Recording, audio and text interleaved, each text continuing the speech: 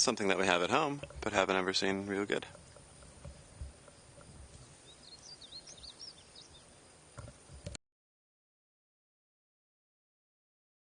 Can you hear it?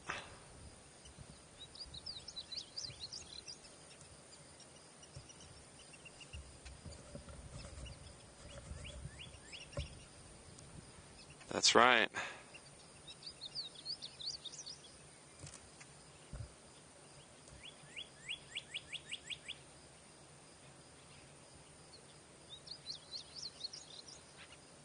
There's our male painted bunting that's eluded us for so long, except for the time that we had all the horrible artifacting.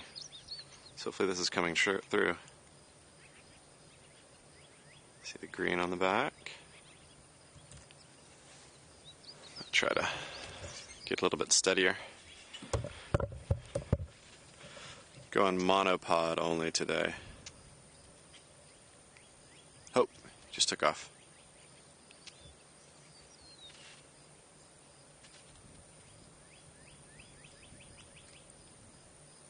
Should get a good look at some black-bellied whistling ducks here in a second.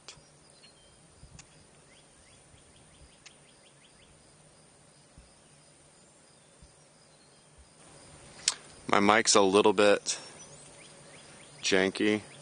I just realized as I was getting started that the shock mount, when I was screwing it back together, I screwed it up in the wrong order. But hopefully, so it might be a little more handling noise, but hopefully it should work well. You can also get a little bit of mammal action in before we get walking. Let's find a bunny.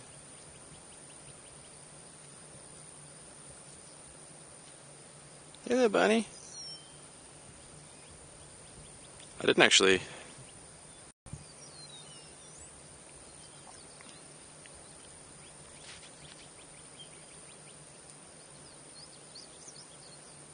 check to see if they have different bunny rabbits here, if they have a subspecies of cottontail.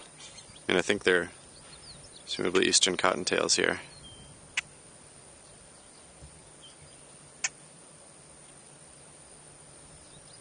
Hey there, friend.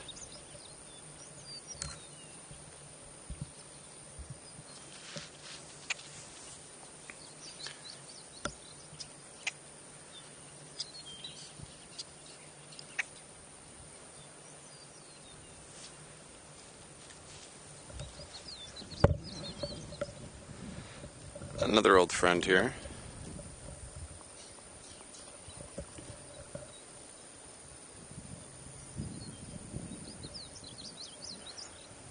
If you could hear them, there's a pair of scissor-tail flycatchers right over here. Got to do an eye check on grackles. This is a grackle right in front of me. Maybe we'll see him there on the edge of the parking lot. Male. I love great-tailed grackles, but they're not the grackle that I'm keeping my eyes peeled for. Looking for a boat-tailed grackle if I can spot one today.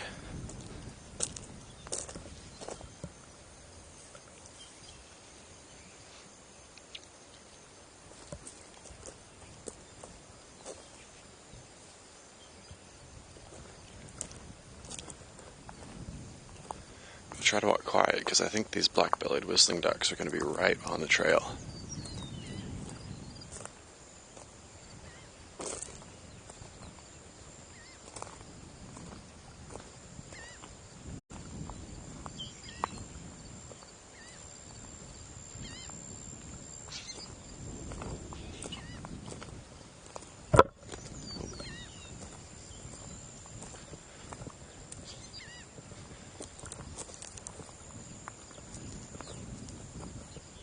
Yeah, they're right here. I'm actually going to widen out the lens. See if I don't spook them. I'm going to go ahead and get them on camera in case I do spook them.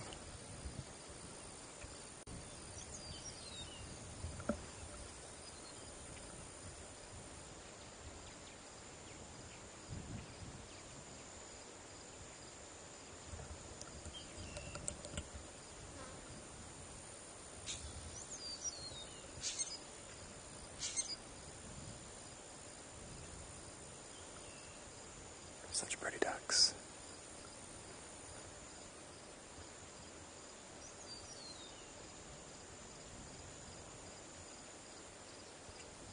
You little head bobs.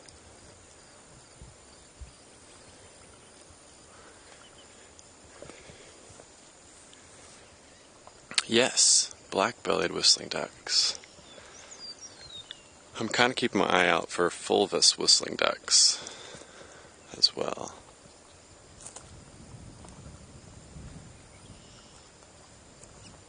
Because fulvous, these black-bellieds occasionally will make their way up to where I am in Oklahoma. Fulvous, less so. Oh, you hear the whistles? That's the ducks that just took off. I knew I'd spook them.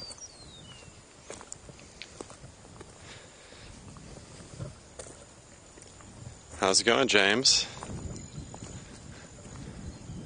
As the first person here, if you'd like, you will have the first chance to make a guess for what my top bird I'm trying to spot today is. Yeah, I'm doing well. I got here. I got here right, actually before the gates opened. What family? You want a hint? I don't think I can give a hint yet. But obviously, we're looking for something that it would be a lifer for me. It's not a bird that I am likely at all to see in Oklahoma.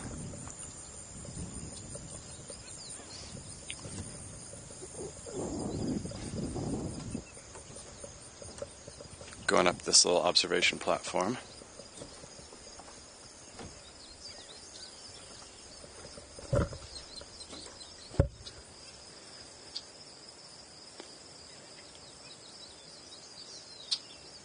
Howdy, pizza.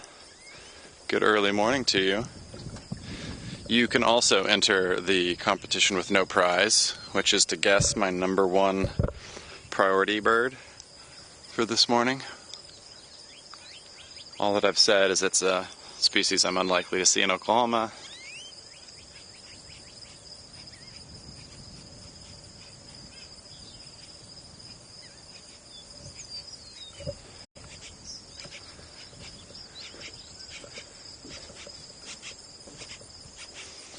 Well, I'll give you another hint. The primary reason I don't see them in Oklahoma is they're specifically a coastal bird. I'll give you a little panorama.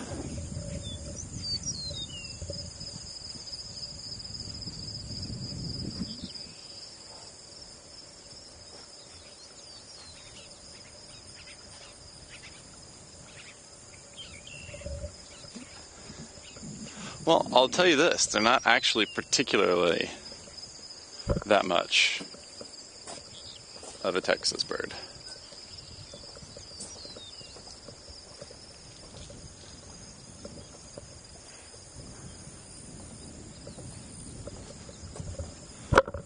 Well, whooping crane, probably my best bet for whooping crane, since I'm not around any breeding grounds normally. I'd probably have better luck going to the Great Salt Plains in Oklahoma during migration, because usually every year there are some one or two, whooping cranes mixed in with the migrating sandhill cranes. And I don't think I'm likely to see whooping cranes here at all this time of year. Could be wrong about that, but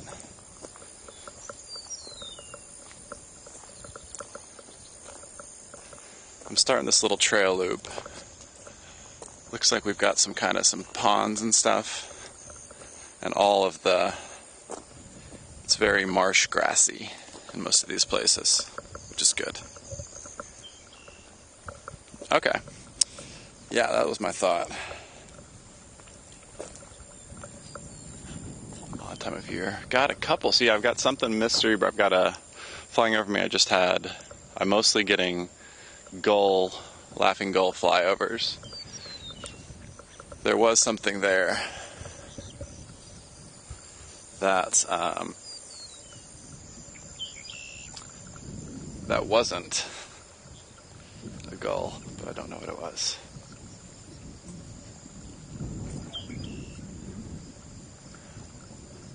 Well, if it was pelicans, good morning, Herring. If it was pelicans I was mainly after, it would be an easy morning for me, because there are tons of brown pelicans all around the beach. You can catch as many times as you want. But yeah, not pelicans. I get American white pelicans at home, but I've seen hundreds of brown pelicans. I've got some little rodent just scurried off the trail in front of me.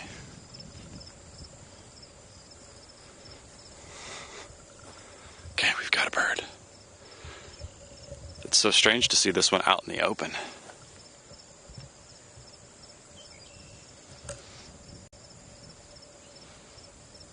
Look at that, guys.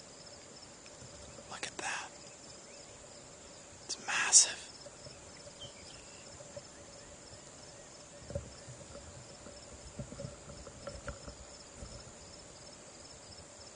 It's so glossy, too. That's because it's not a real bird. I got you. I'll get a close-up look. There's some sort of large bird statue.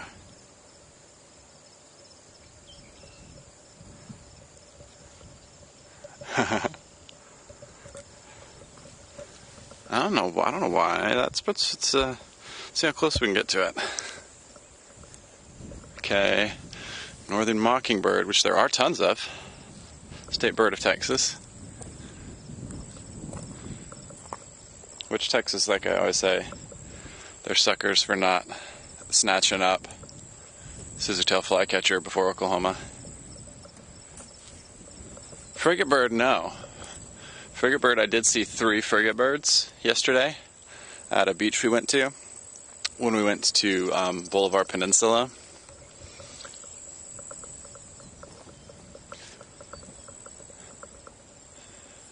There were 3 frigate birds flying out in the distance. One of them made a kind of close pass, which was awesome. I've seen one frigate bird previously. I guess technically this is my first North American frigate bird, because I was actually in the British Virgin Islands when I saw my first frigate bird and didn't get a very good look. It was just a quick flyover. So no, not a frigate bird. Herring, do you have any guesses as to what my number 1 target bird for this morning is? I'll drop another hint here in a minute.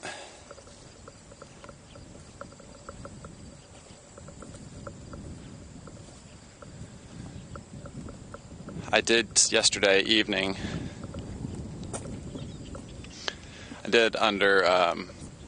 Yesterday evening.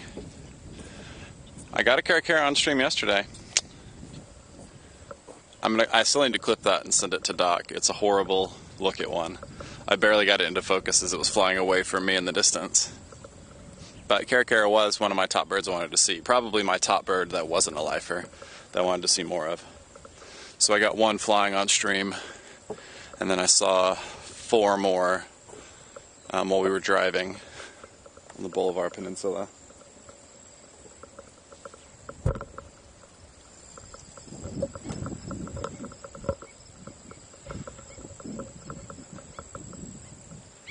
Morning, Pookie. We're playing the try to guess Seth's target bird game. See if I can maybe get a little face cam of the gull passing over me.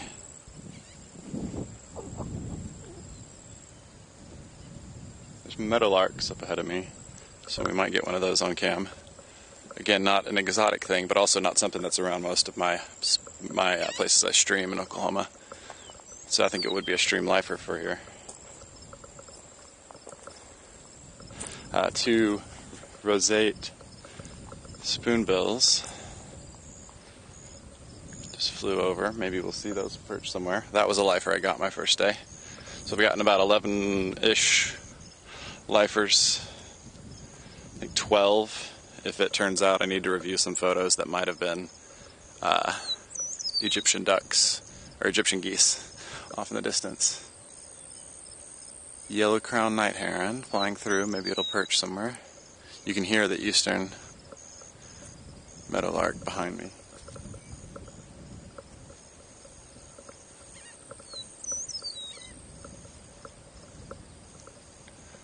There's a lot of room for stuff to hide here.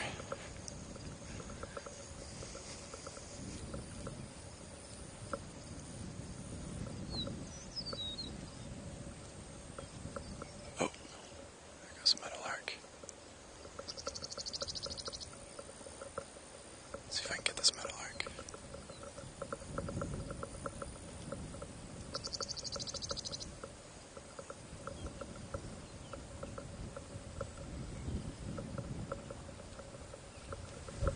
Meadowlark time.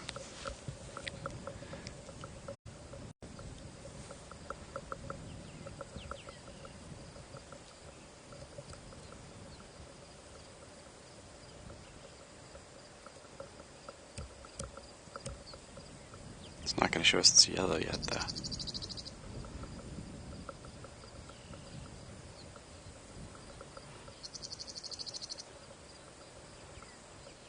There it goes. Alright. A little quick stream lifer for us. Like I say, something that I can find a lot easily, pretty easily in Oklahoma, but I just haven't yet. Ooh. There's a duck that looks different. Could it be my fulvus? Is it going to actually land on the water? No, it's going to keep going. You can hear some of the gulls. So yeah, boobies are awesome. I would love to see a boobie. I didn't put it on my list though.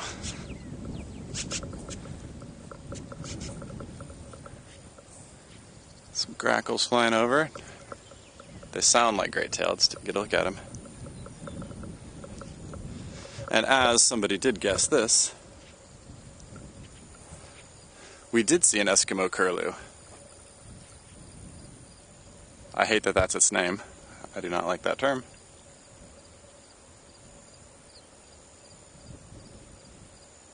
But yeah, this is our big bird. It's actually metal. It's bronze.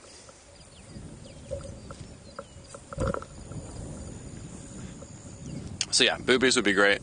Not boobies. Give you another hint. I like the look of some of these big birds over here flying around. Bolivar Flats trip was just kind of a day trip with the family. Went to a little beach there, stopped at some shops. I did get some good looks at crested caracaras and a nighthawk. Yeah, apparently they were really big.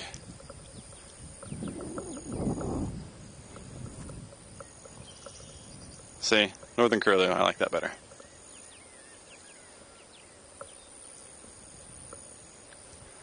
So here's your other hint. Like I said, I've gotten 11-ish lifers, one of them pending confirmation. The category that I haven't got any lifers, and I'm not banking necessarily on getting, is on shorebirds. Because like I say, I went to the Bolivar Peninsula, which that's where the Audubon Society is. There's that's kind of a more popular place to bird. That's where that birds guy / Avian Davies did most of his bird streams and most of his birding. And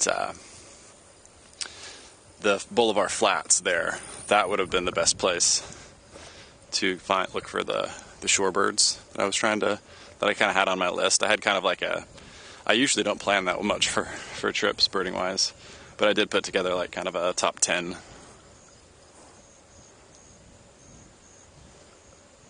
No, not Wilson's. So there's your tip, is not a shorebird. I'm not after a shorebird today.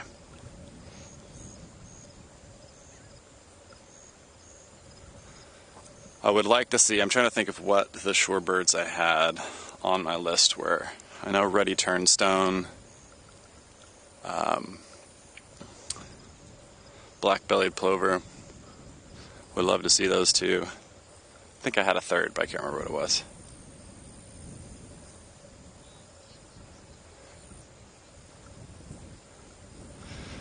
Nope, got tricolored herons yesterday, and reddish egret. So reddish egret was the member of family R today. That was one of my very top priorities. And I got one of those off stream the first morning I went out on Friday morning.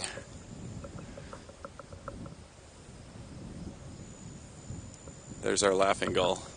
I'll try to get zoomed in on a laughing gull at some point if I find him landed, but we'll count that as a stream lifer too. Ha! Ooh. I don't know what that sound is. It's like a ba-ba-ba, ba-ba-ba. Hang on.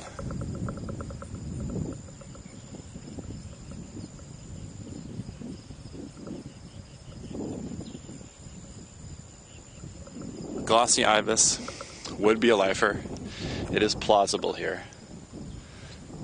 Still less likely than the white-faced ibises.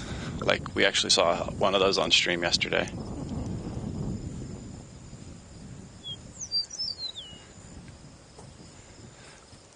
I'll also give you a hint. I got kind of trolled, not really trolled.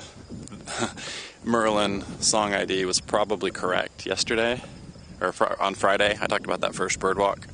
Saw like 40 species, probably 5 lifers.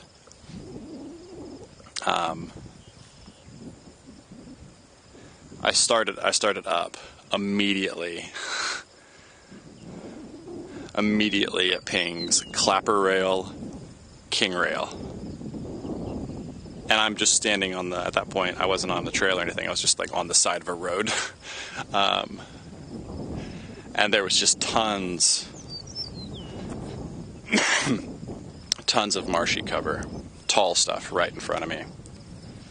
And like, I kept my eyes peeled, but like immediately I'm like, this is probably right. These rails probably are here. But I'm like, I wasn't gonna let myself get my hopes up. I've never seen a rail of any kind actually, which is probably because I don't get my hopes up like that and don't like stick it out and just scan for hours in the same place. That probably would have been the way to do it, and I might have been successful there. But a rail is not what I'm looking for. Let's watch another bird real quick. Another one that I'm quite familiar with from home, but a very good one.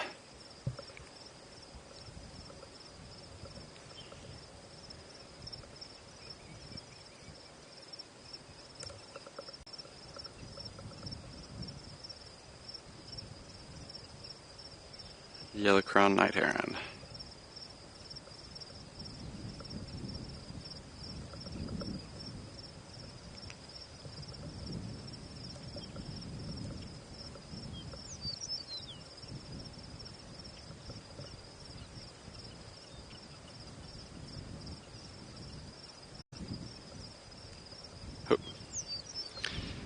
I thought about bringing my big tripod today, but I was like, let's just do a compromise. So hopefully this will be a little bit better than yesterday, using the monopod.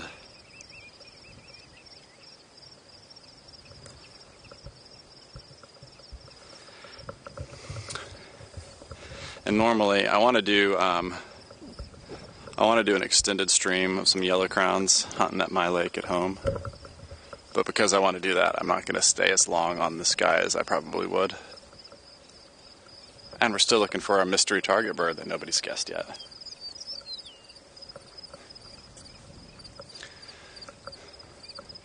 It is from a family of birds that I'm very fond of. Oh, there was a second one that I spooked right in front of me. Second yellow-crowned night heron.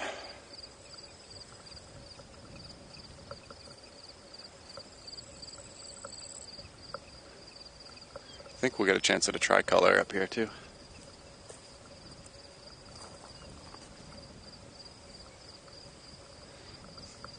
So yeah, our target quiz bird is from a family that I've talked a lot about on stream. I like a lot.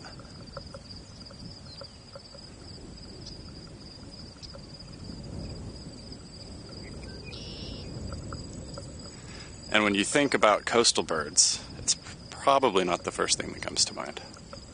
Because we've already said it's not a wader.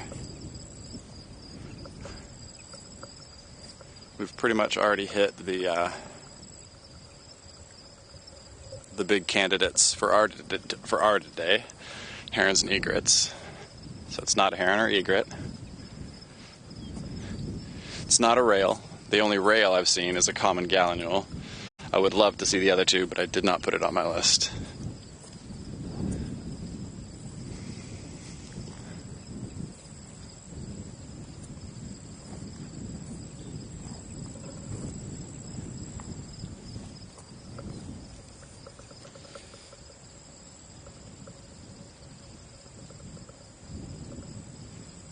Has everybody guessed yet? I don't feel like I've got a Pookie guess. Of course, that's probably the most difficult. Although I'd say Pookie's probably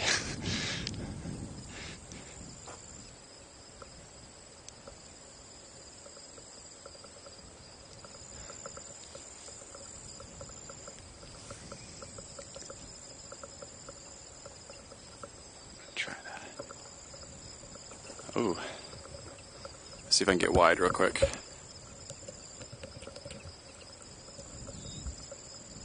Gonna be slow getting them, but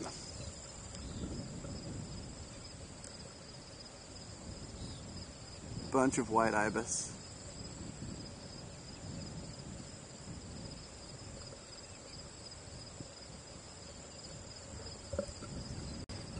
And I didn't switch camera, but yeah, that's a whole line. White ibis. Oh, it looked like, was that a roseate landing down there?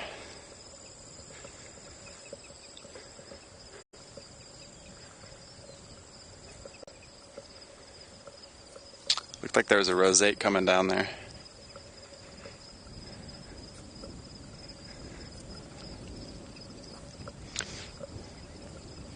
So at this point, I didn't get an exact answer, but somebody is onto it. Somebody's getting warm with their guesses.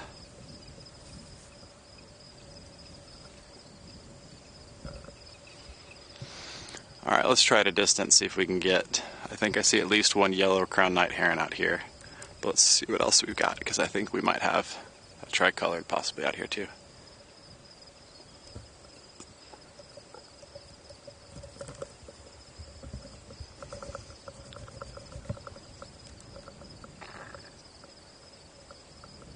See a little bit of the yellow crown there.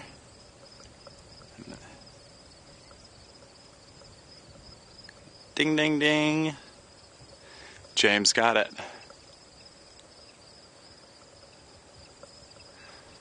If Green Heron had gone just the one logical step further, since he's the one who threw out Sparrow, and obviously that's the obvious Sparrow. See, it's flying in here. Got something on the wing that I have yet to identify.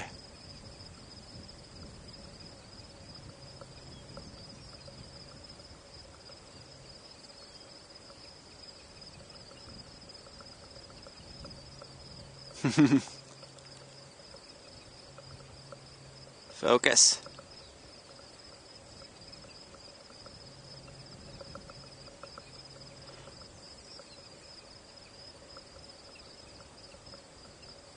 Our big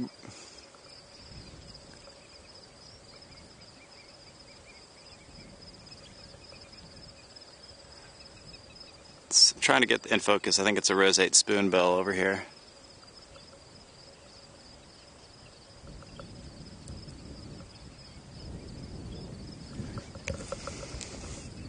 Okay, let's see if I can get it. Focus on the ground real quick to get it in the general area. Just go down. Oh, there's our pelican. Brown pelican in the air.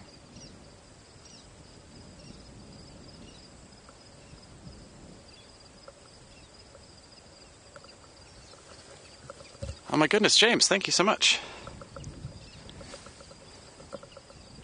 Did that pelican and flight tracking kind of work?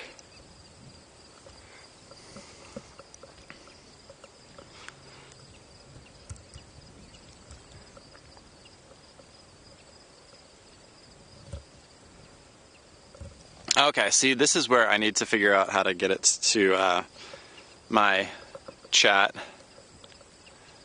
My chats to update me better. Because right now, when somebody gifts a subscription, the only audio alert I get is what's in chat. Cool. Glad you got to see the pelican, Dad. Oh, hey, happy Father's Day. Love you, Dad.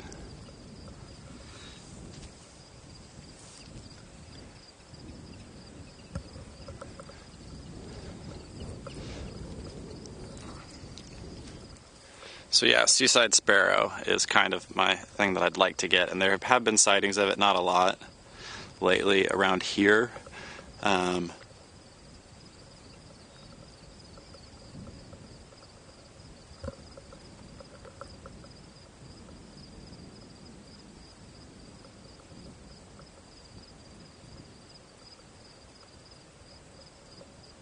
Yeah, so I think these are all, which is not a bad thing, these are all yellow-crowned night herons working this short scrubby area of marsh grassy plant stuffs.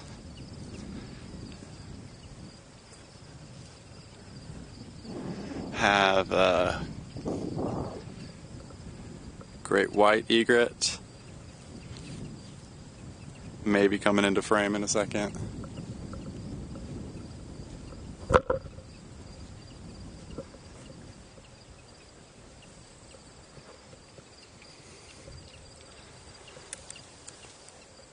It's one of those deals where I wish I'd done a little bit more research, because I found a couple people who'd taken pics this month of seaside sparrows, and I can see the kind of grass they were in, but I don't really know like what spot around here, because obviously we're in a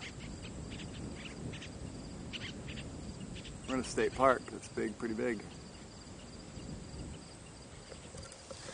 Yeah, so there are 1, 2, 3, 4, 5, 6, 7.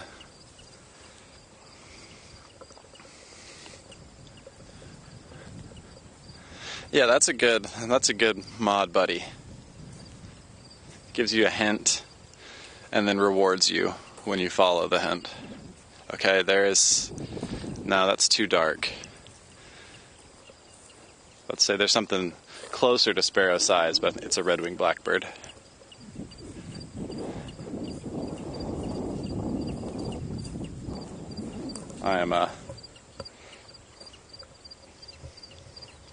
I'll lean you down. I'm kind of tripping over. There's a bunch of crawfish holes and mounds right here.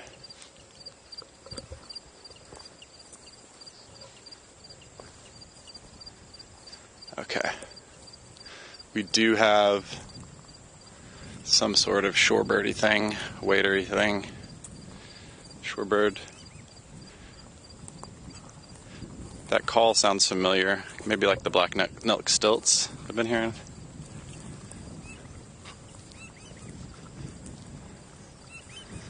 Trying to get a little break in the grass where I can get a better view of it. Oh, no, it's a willet. It's gonna fly.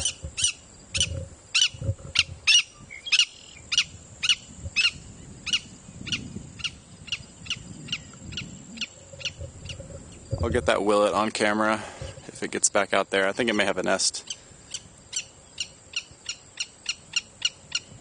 This one should fly right behind me.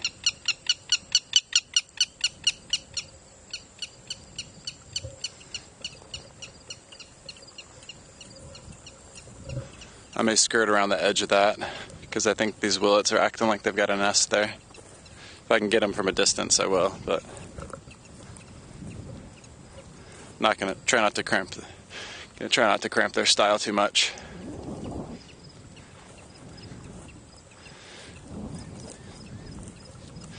Two more grackles, so I'm gonna try to inspect some eyes. There looks like one juvenile and one female, probably. Could be two females, but one of them looks kind of scruffy.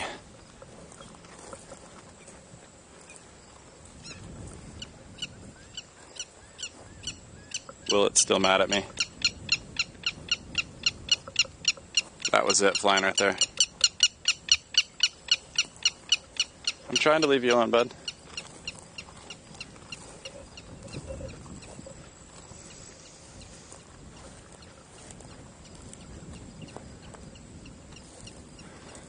So yeah, there's like, I've probably seen 20 yellow crowned night herons around this spot. Here, the willet's calmed down for a second. I'll get it on cam.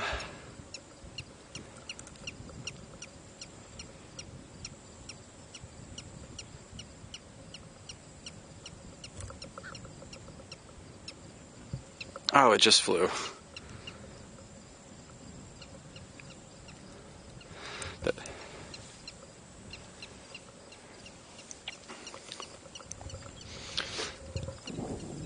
Also, blackneck stilt, I think. No, it's the other willet.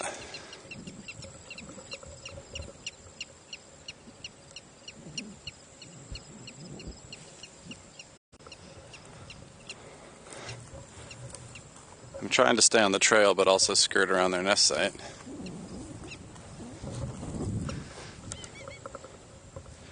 Should be able to get a shot of it unless it takes right off again.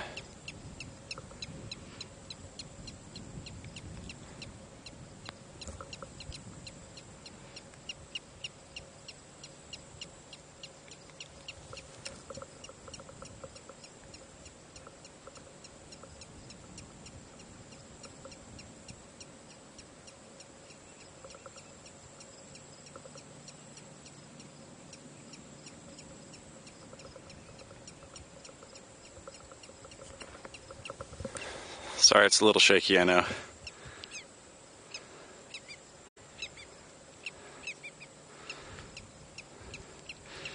Well, will it like me being here? That I think we can answer.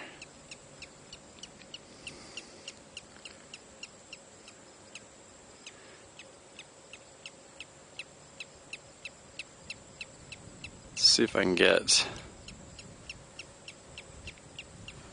Trying to get a gull flyby. Not gonna happen.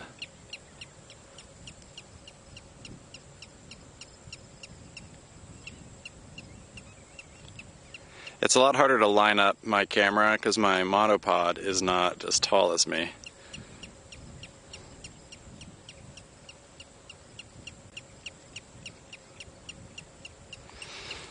So like unless I lean down and put my eye against the eyepiece, it's really hard to get trained in on this guy. Now I can stand up and try to stabilize it a little bit.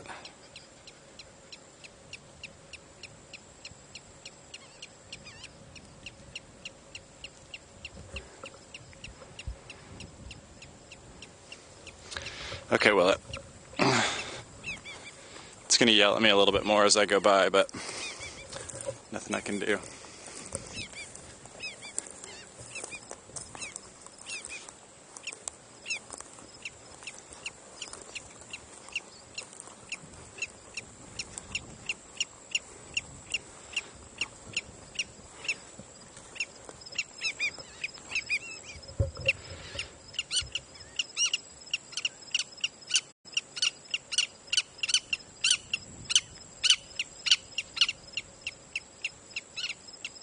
I may back up and go a different route. Third willet coming in. I've got all the angry willets. 4 angry willets, okay. I'm getting mobbed by willets. I mean, not that serious. I'll get you one close up and then we'll head out.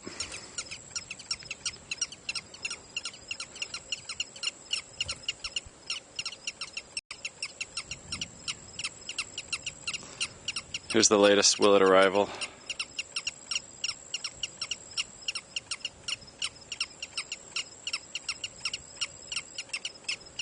Some feets.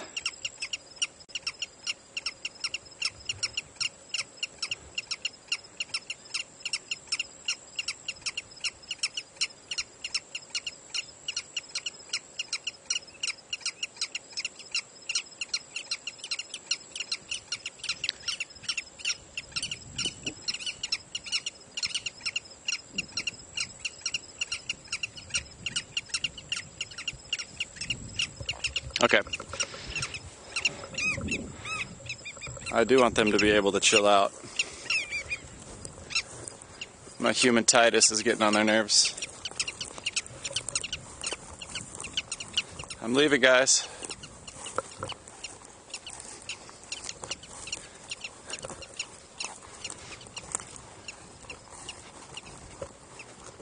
And the trail kind of died there, so wasn't much place to go anyway.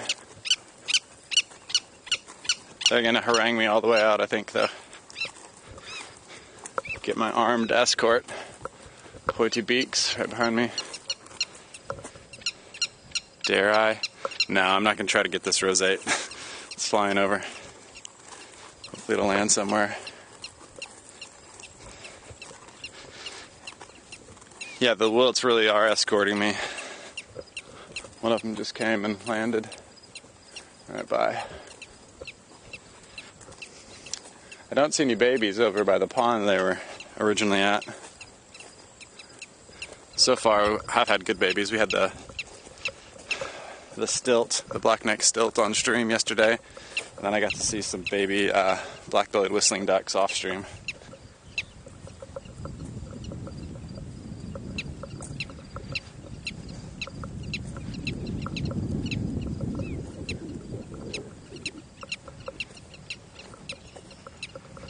I'm going to go over by this little pond here, kind of scan the opposite shore.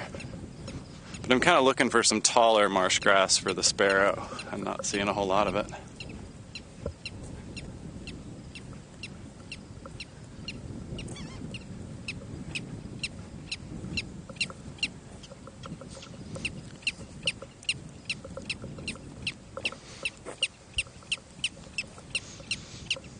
Hey, Willet, I'm leaving.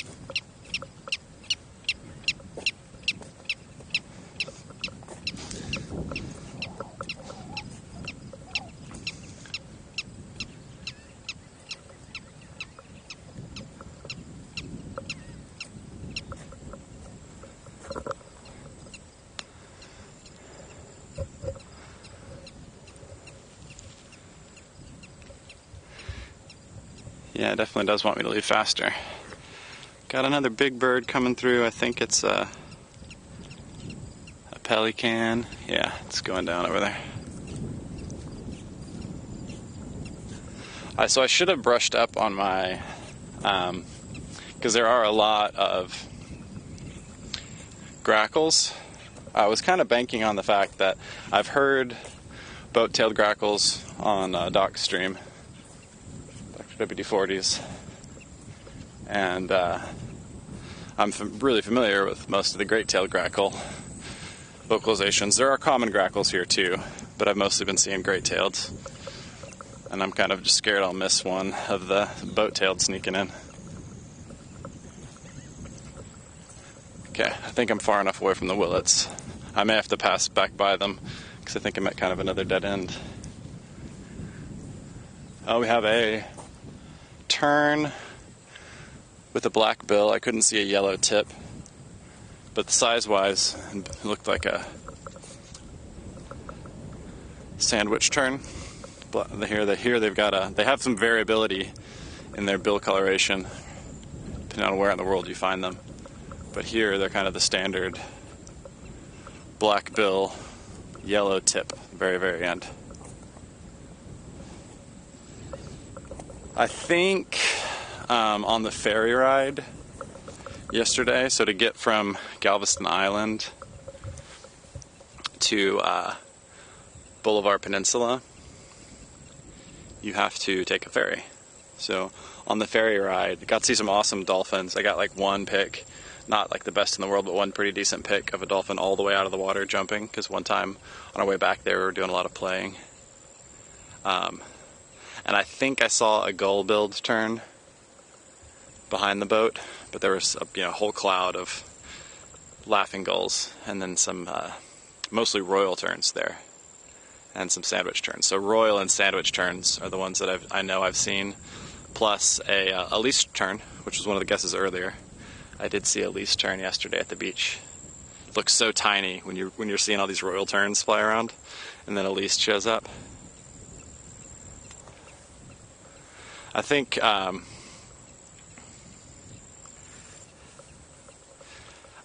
did have the on stream. The terns we saw were foresters.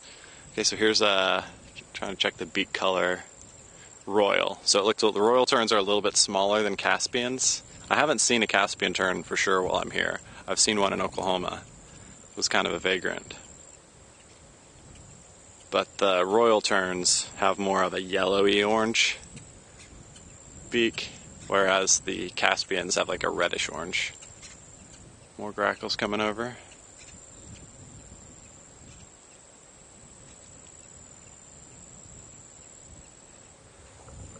So there's another observation tower over here that might be kind of fun to go to. But there's like water. There's water on the way there. So I think I could go across that bridge. I passed a little bridge, so I could do that. And then potentially I could get a look and see if there are any rails or anything hanging out along the edge of the water. Yep. Just a little swim. It's hilarious. Let's see if I can show them off.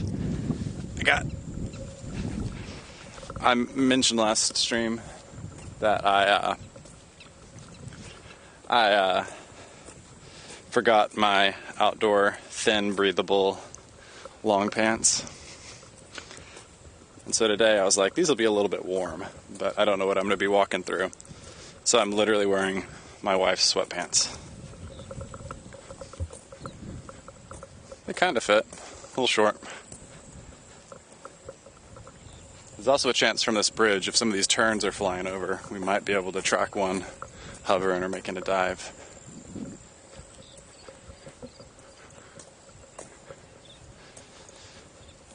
Oh, and I think it was before. You can fact check me on this.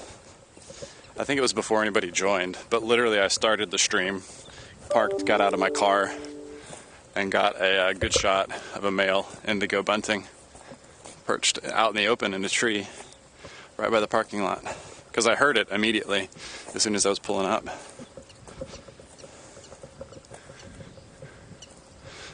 So I don't know what's better, having a good look.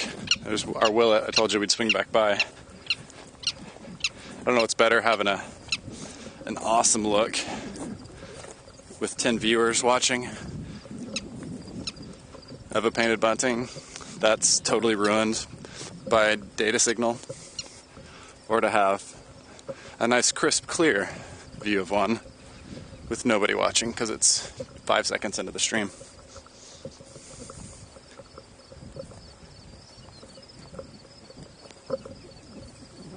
Okay, yellow crown up ahead of me. I'll try not to spook it. I think.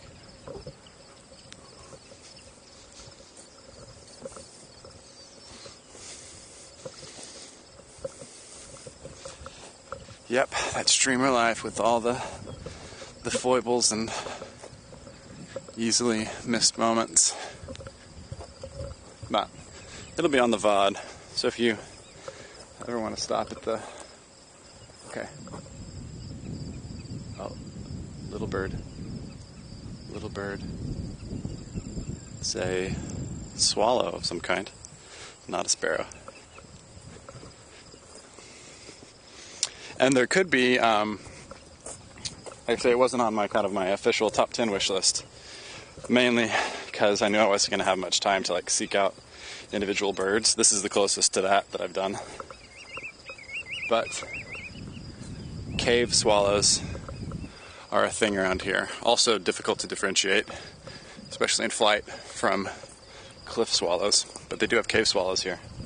So if I somehow found a perched one and got a good look at it, might be able to make that call.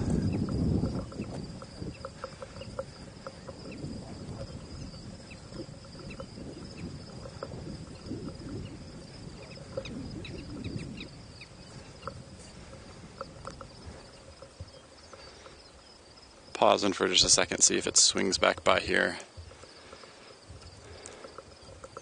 I mean, I could probably nominally get it on stream. It's a little far away now.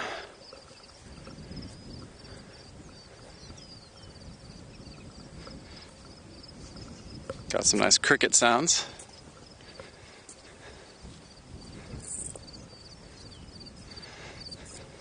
I had a gator warning sign on the way in here. I have not seen an alligator here. I've really only seen, I think the only wild gator I've seen in the wild was around Tallahassee, Florida. Maybe someday I'll see an Oklahoma gator. If I spend enough time in far southeastern Oklahoma, it's possible.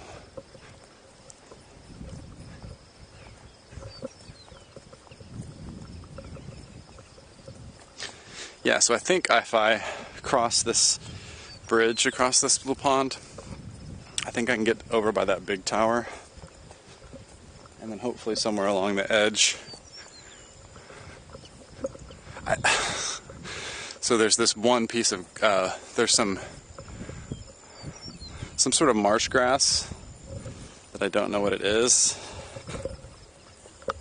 Gotta keep that monopod tight. This stuff, there's a big chunk of it by the trail, kind of off in the distance a bit. And it's big enough that it's convincingly made me double take both times I've walked by it, thinking that it could be a seaside sparrow. Salt marsh sparrow is another sparrow I want, but seaside is more likely for sure here.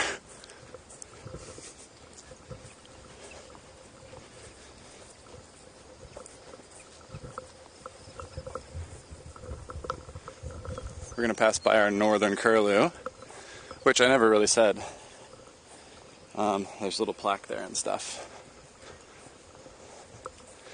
We could do a little history lesson at the plaque as we pass by it. Because I forget the dates. I know the general gist of the story. And I've got sweat in my eye. It's not bad here, but it is very sweaty.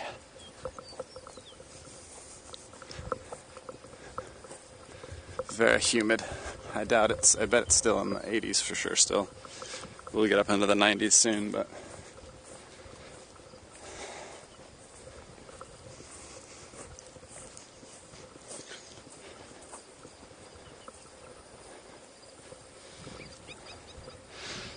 yeah, so Eskimo curlew, the reason they have one here is the last seen on Galveston Island, 1962. I know it was fairly recent, like within a handful of decades, but R.I.P. Northern curlew, Eskimo curlew.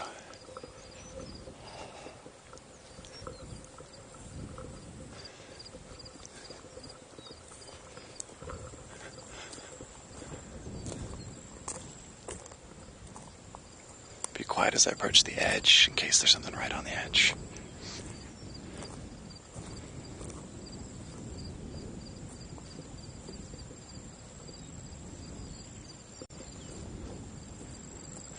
Okay, we might have a chance. Here, I'll show you. This is our little bridge across this pond. So I was hoping we might, while we're kind of out in the middle of the water, get a good look at one of the terns, but they're pretty far out and mostly gulls right by me.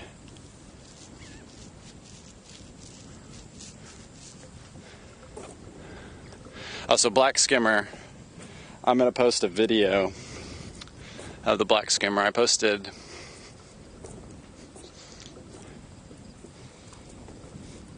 it was a pretty sharp decline. Yeah, I'm going to try to pay a little bit of attention to where I'm walking because I don't want to fall off this. There's no real rails at all. Well, I mean, there's 3 2x4s on each edge. But yeah, the black skimmer I got to watch. I will post a video of it on some point. If you type in, what is it, Pookie! Socials on my Twitter, my last tweet was a picture of the black skimmer I saw. But I have some video too. It's just hard for me to edit the video on the road. And it's so cool. I mean, so if you don't know black skimmer at all, thank you, Pook. Pook set that command up for me. Appreciate it. Okay, I see little birds. I think they're no, that's not flying like a swallow. Okay, that's got me optimistic for sparrows. Good deal, James. I got some video of it skimming. So skimmers, if you don't know them, they've got this huge tern bill that's got the lower part of the bill is, oh my goodness, what are all these? They're probably red-winged blackbirds. And now I'm like, dang it, what size are seaside sparrows? Are they little guys? Are they big guys for sparrows? I don't remember. But yeah, I got some video of the skimmer because they go literally right on the top of the water flying. And they've got these big, long, pointy wings. And as they're flying along, they're dipping their lower bill into the water to scoop up food. And the thing that was really cool is because I was watching them in kind of a smaller, marshy pond. So it was pretty glassy water except for like the bugs jumping around. And you could see as its wings are flapping and as it's coming through, without touching the water, it's creating like this little wake of ripples all around it as it goes, and it's super cool.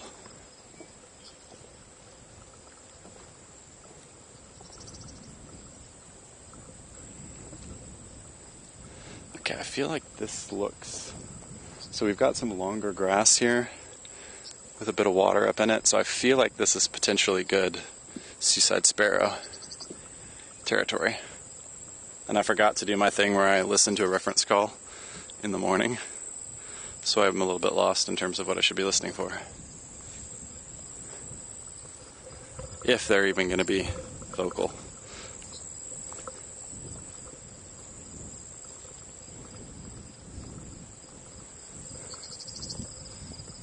There's a whole group of...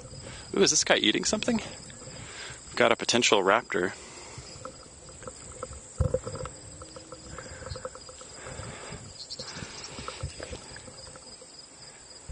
We'll get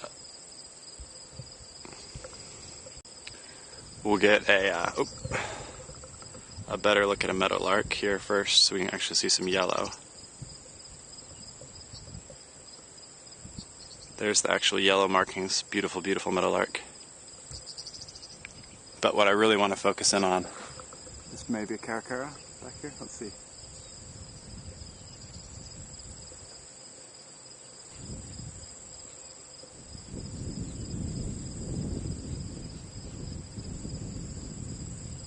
Yep, caracaras. Yes.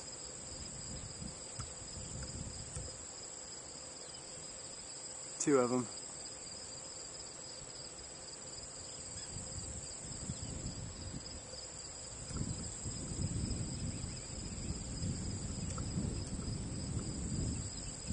Okay. They're kind of backlit. I may try to get somewhere where I can get the camera a little more stable. Because yeah, obviously we're looking for seaside sparrows. That's my life frame after, but I'm not going to pass up a chance to get my best look ever at some crested caracaras. Because they are, I mean, one of my top favorite birds of all time. Yeah, we've been, our R&D has been hard at work on improving our fake bird, our fake caracara generation. We've added extra polygons, some new shading. We're trying to get ray tracing working on them.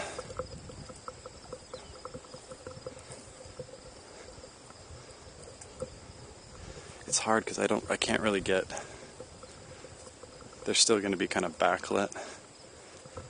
I think if I can get to these shrubs. No, I do not have the Seaside Sparrow song memorized. I should have. I listened to it once. I want to find where these roseate spoonbills are going too. Yeah, they're still kind of backlit, so I may just have to blow out the highlights in the background to get some detail.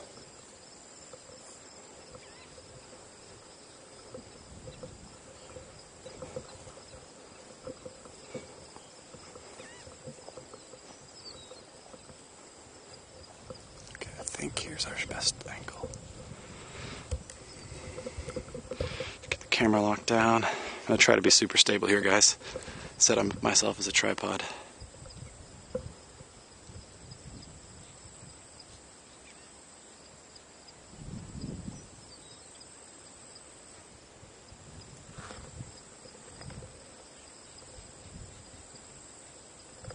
Need to switch focus modes too, because it wants to focus on the stuff that's up close.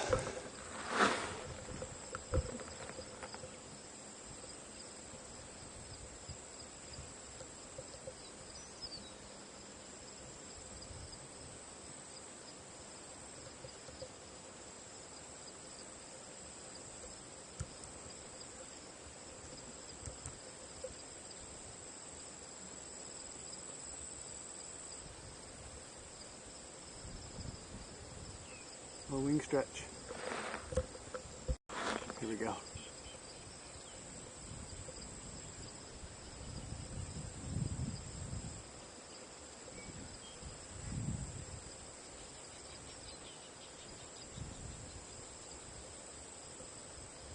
Yes.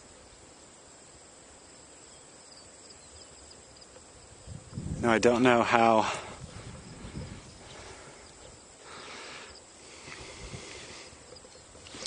so they're pretty curious and in some places pretty habituated to people. So I don't know how likely it is that I'm going to be able to walk on this trail around them to get a better angle. So I may try. Oh no, the willets have found me.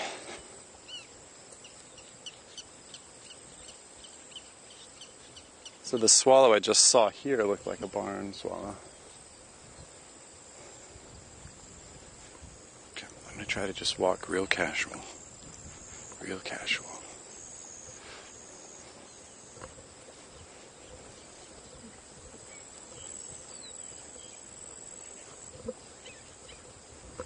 That vocalization's the caracaras. They did spook.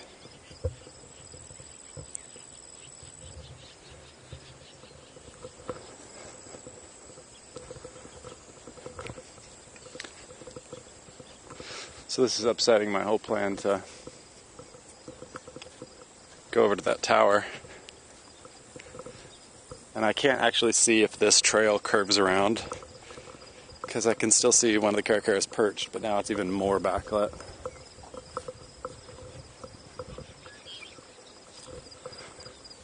Here, a red-winged blackbird, and I just spotted it over here.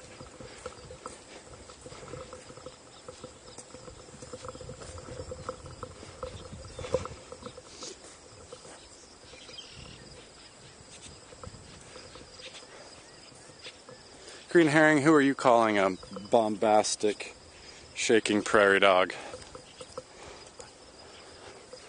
I resemble that remark with my monopod shakes and my prairie roots.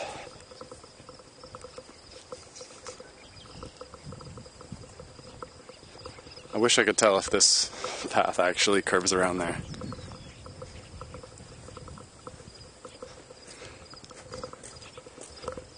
I'm just kind of crossing my fingers at this trail.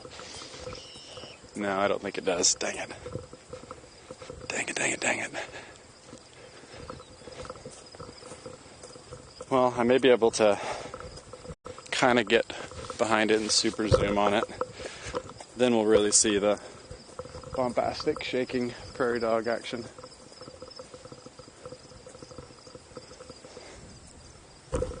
White ibis maybe just got in frame.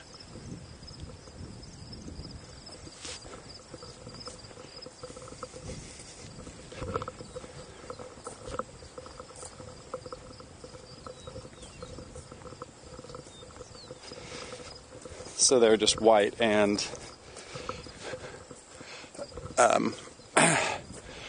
white-faced ibis. Just flew right over. But again, I'm not sure where all those guys are flying to. I haven't really spotted them perched anywhere.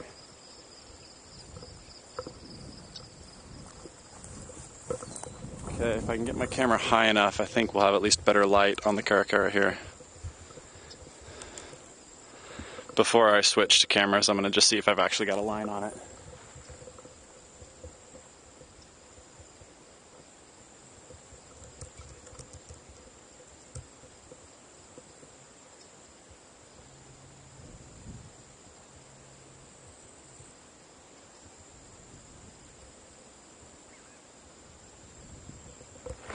Alright, let's see if I can switch and keep it in frame.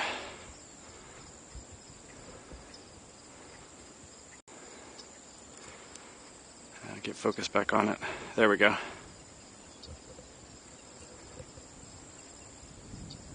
It's a little better light.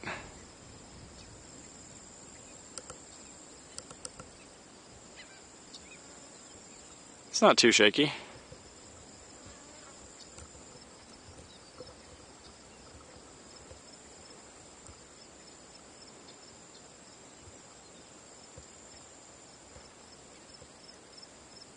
Laughing gulls going behind it. That bill color on that makes it look young. It's kind of pinky instead of red-orange. Oh, come on. Come on. Come on. Here we go.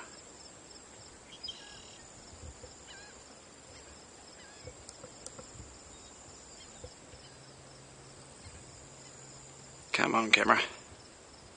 Work with me. This is one of my favorite birds.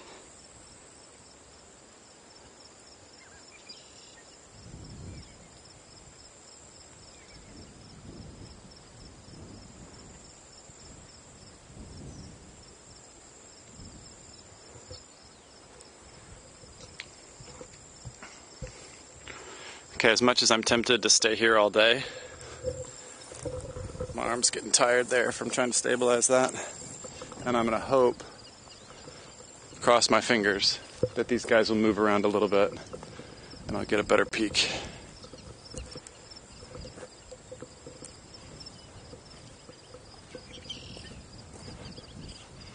So I'm going to move back towards the tower and then just kind of keep my eyes on these guys over here. Well, that was a good call actually, because it just took off. I'm still far away from it, so I didn't scare it this time.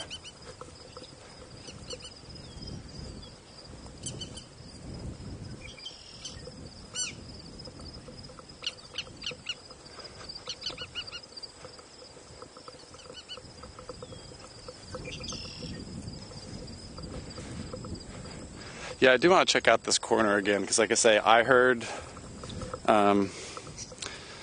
maybe what James was hearing. Because like there is, other than like the song, there is some other vocalizations that these meadowlarks make, and that's what I was thinking it was, but I was also kind of second guessing myself. It's like, could that be a seaside sparrow? Swamp sparrow is my home territory, sparrow nemesis. So I might misspeak from time to time. But yeah, okay, there is a smallish bird up ahead. I'm gonna go ahead and stop Okay, good. We've got somebody that's got their ears primed.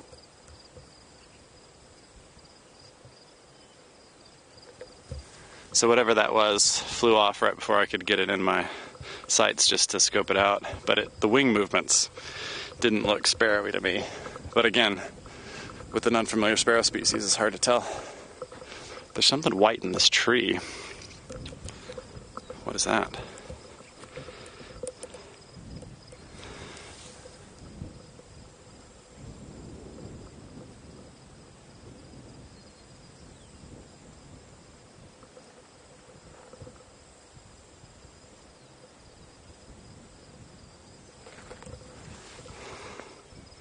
Do ibises perch in trees? Let's find out.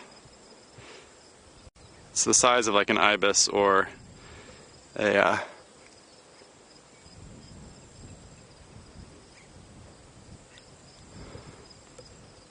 like maybe a snowy. Yep. White ibis in a tree.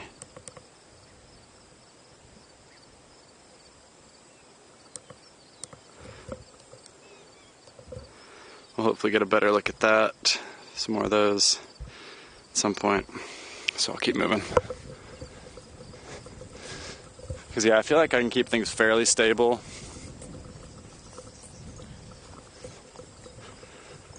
Good to know. Keep your eyes peeled for ibises and trees. I got to see my first fence post ducks, like I mentioned yesterday. Some black-bellied whistling ducks were perched up on some fence posts, which is always fun to see. I know they're known as perching ducks, but I just have never seen it because I've never seen them until this trip.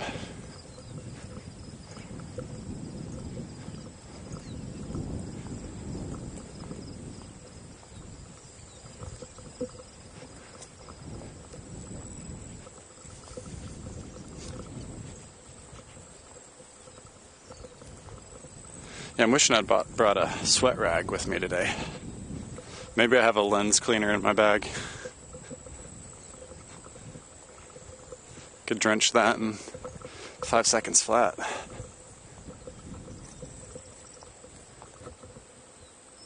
Three passerine birds.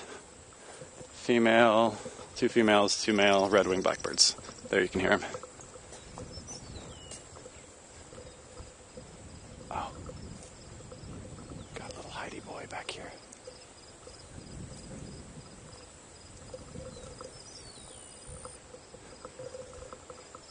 Just like a steak.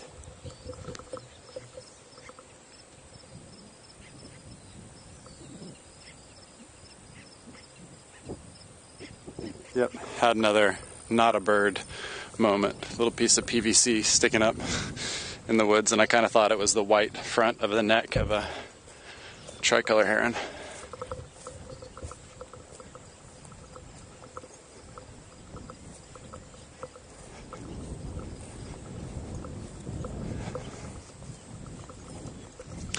There is a group of people walking up here, and I was kind of hopeful, like as I saw them in the distance across the pond.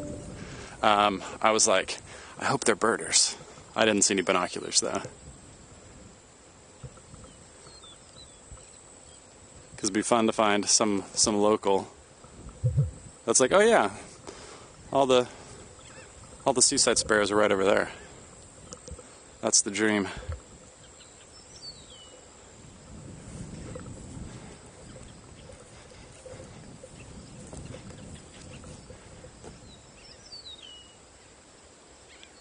Come on, tern, come and sit.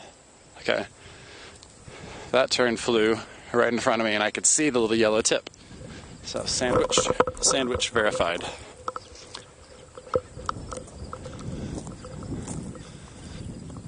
One in front of me is a royal, so sandwich and royal, I know we've seen ternwise this morning, though not on stream. We'll see if I can get a tern. If their turn comes to be on stream. Okay, I want this butterfly to land too. There's an orange butterfly, but it's got more black. It's darker than I'm used to seeing with monarchs and other orange ones I'm familiar with.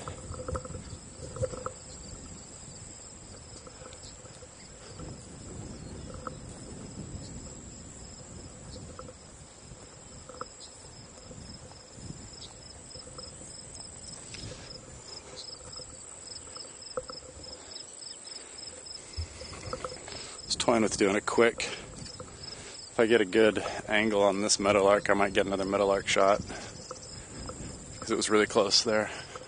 I guess like this little, that little call's meadowlark.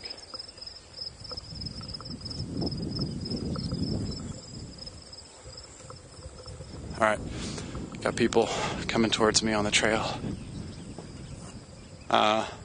No, that was one of the swallows that was making that sound. Fingers crossed that somebody's got a pair of binoculars on up here. I don't think so, though. I think they're just walking. Boo. How dare they be here and not to bird?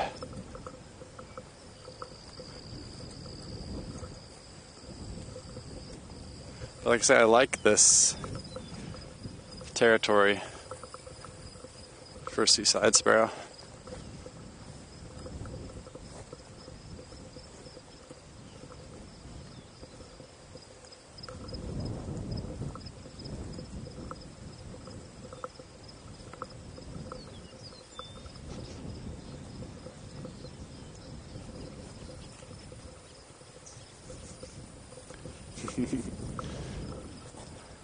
Do I have a vlog?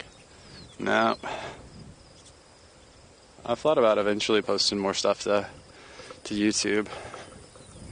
I am become Seth, my social media username on Instagram, Twitter. I've got that on YouTube too, but I've never put any bird stuff on there. I haven't put anything on that one actually.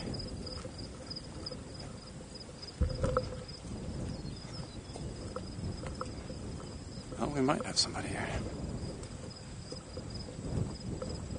There are some binoculars here. How's it going? Doing well? Seen any fun things today? A lot of nature. Are you a birder?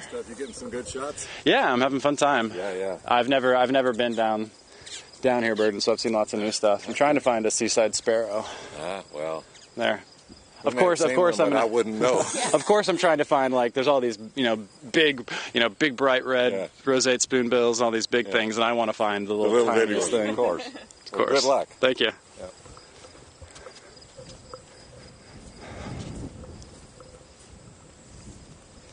Oh, James, I'll have to check your YouTube out then. I want to do more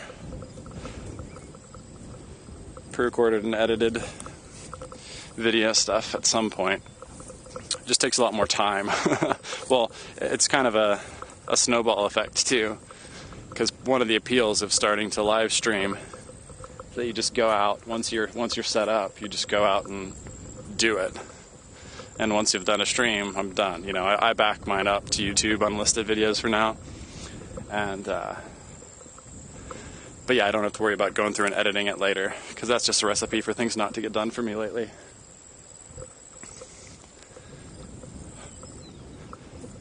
But then once you start streaming, you also have less time. Yeah, I'm a big fan of kind of the gritty, kind of unpolished bird content as well. So I probably should just do more of that. Like I say, that'd be a great thing to do with I mentioned because I kind of, I started out doing pretty much just photos, and I've done more and more video stuff too over time. So I've got some good stuff like the black skimmer I was talking about. And I should share that stuff at some point. But my to-do list in terms of even just managing my files, all my photos and videos and stuff, it's a mess. It's a mess right now.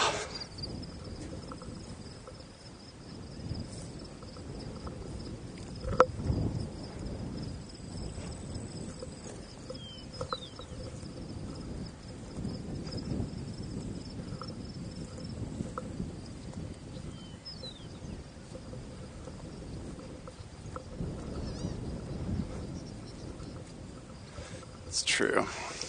Okay. Medium big white bird flying in front of me. Great egret. I can't tell size-wise if it's great egret size. I don't see yellow feet, so yeah, great egret.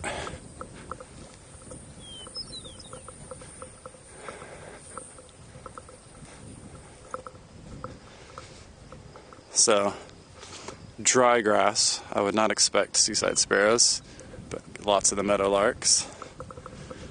Wet grass closer to the water is where I'm really scanning.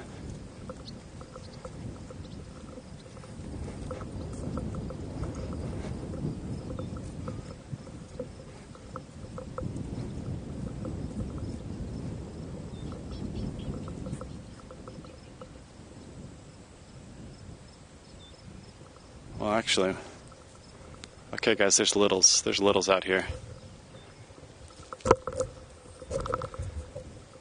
Littler than meadowlark for sure. I guess I can switch over and you guys can watch me make you dizzy.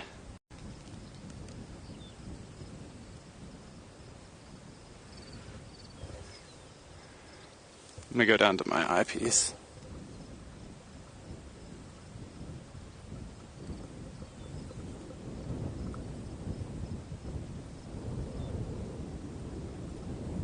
I lost him.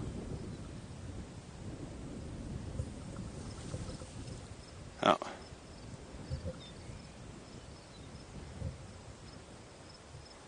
So I think those are actually the swallows that were perched there for a second.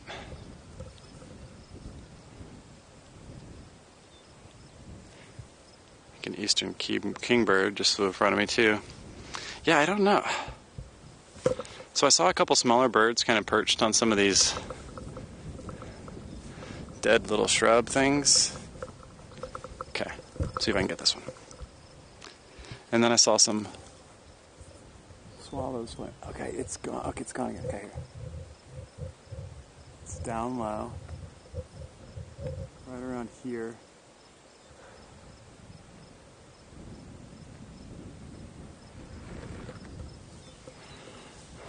I've got my camera button ready to just switch. Yeah, I should have switched, but there wasn't actually anything. But now I've got it up to where my last press is ready. Okay, so now I'm going to switch. Let's see what this guy is.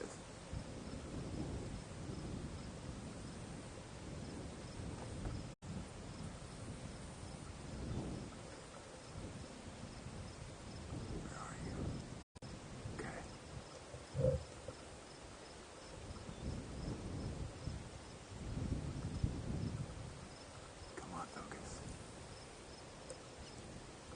Try super zoom in.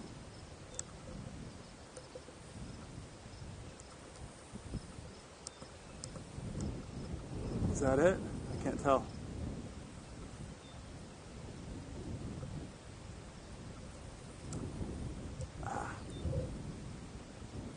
This is pretty far reach here.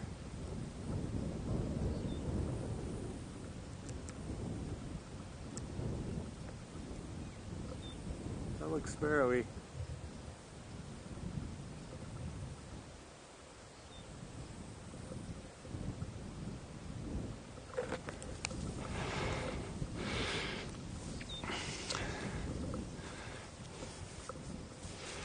Yeah.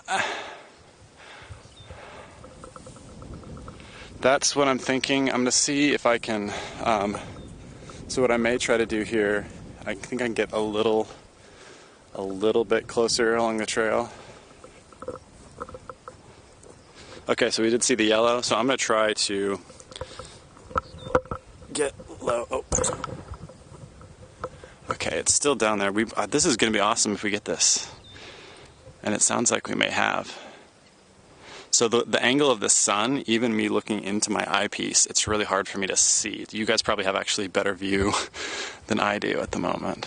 And it's hilarious, because that's literally after I just said over here in the drier portion is where I would at least expect. I was basically saying I'll keep my eyes over here on this left side where it's more wet marsh grass. And then we may actually find it over here in the dry stuff. So it kind of went down into the short grass. I don't think there's a... Does that path go over there? I think there's a... Hang on. I think this trail might loop over around to the other side, where then I could get backlighting. I think that's a trail over there. Okay. Now I'm gonna hope that guy stays down, because if I can loop around to the other side, I'll have the sun at my back.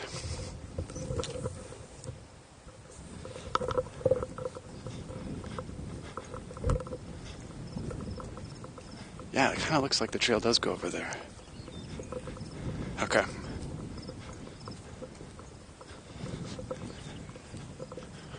Can you imagine if I delivered on my bird that I teased for a while? Okay, we've got more. Let's see if I can get a better look at this one without going to that side.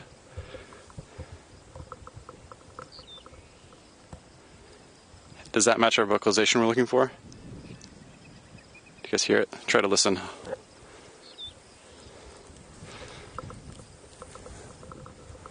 Okay, I'm gonna switch and then you'll just have to deal with my movement.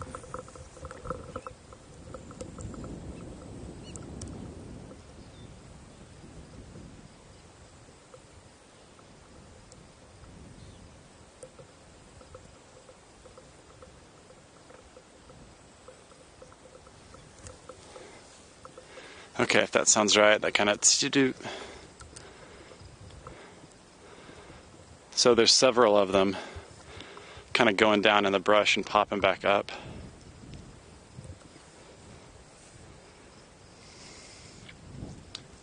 Can I get on that other side? I think I can. I try to be respectful of the paths, but I think if I can kind of get... It looks like... It's one of those deals where it's tough because there's these areas where it's kind of naturally sandy, just kind of in the middle of stuff. So it's like over on the other side of them, I can see like what looks like could be a path, but it could just be a patch of sand.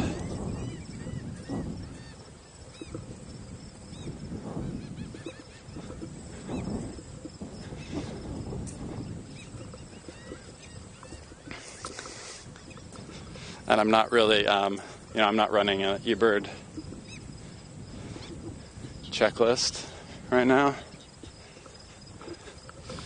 so it may be the annoying kind of eBird checklist I submit for that.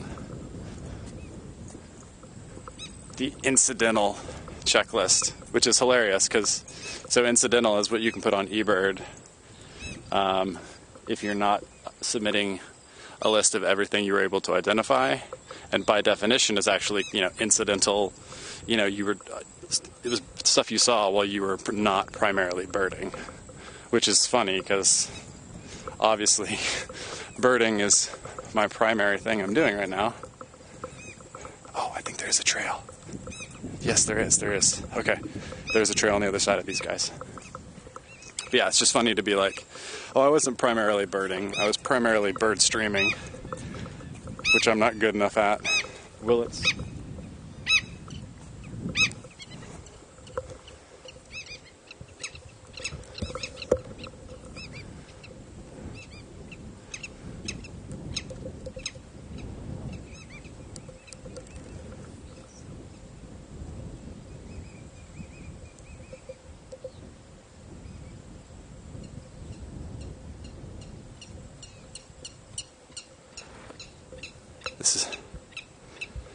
It's bad news, y'all.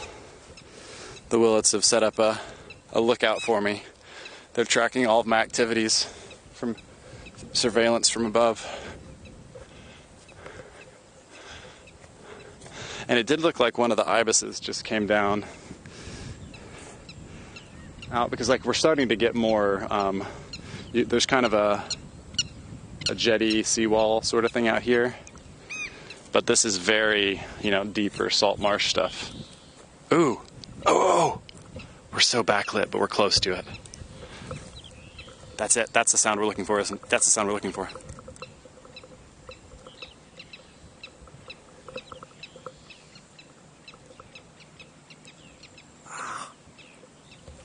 Of course it flew right before I started to switch. Okay, I'm actually going to backtrack because one of these sparrows just landed by the edge of the water. And I think I'm going to be able to get there more quickly. So if it pops up,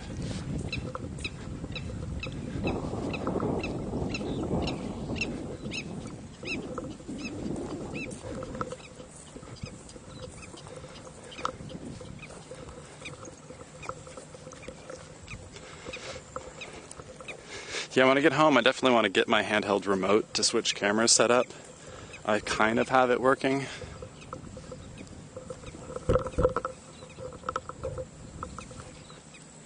I found a claw.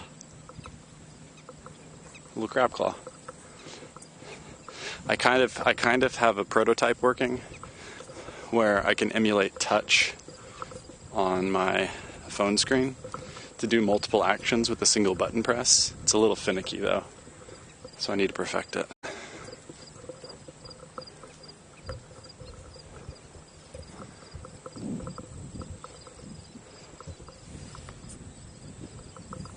I have not read the clause. Should though. Okay.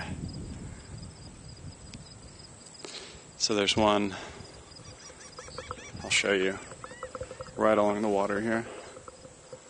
One of them came down.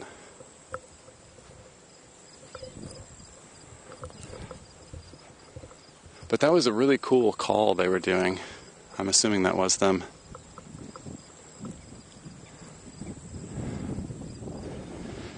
And while we wait, pizza, you on? See if I can get this ode for you. Where'd it land? Right here.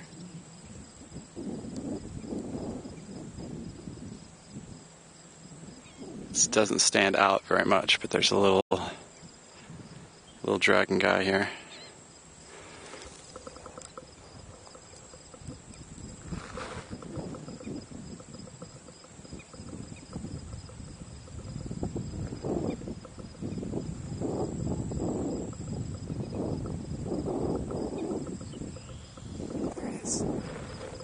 We're switching. It popped up for just a second.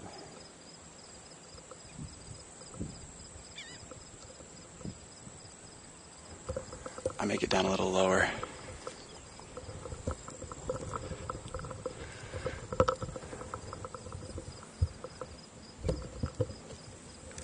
It's actually a worse way to spot it if it doesn't get up high.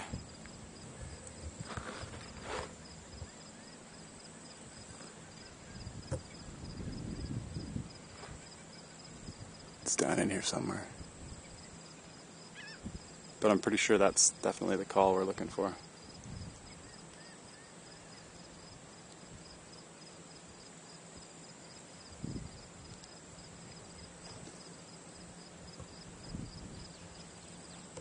Here, I'm gonna try to defocus this real quick from moving. That way you just see blurry motion, less disorienting.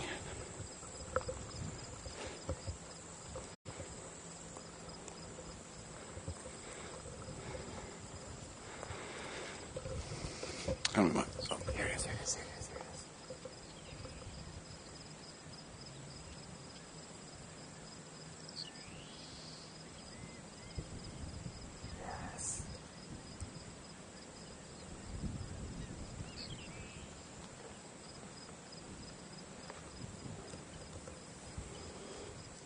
I think we got it, y'all. I think we got it.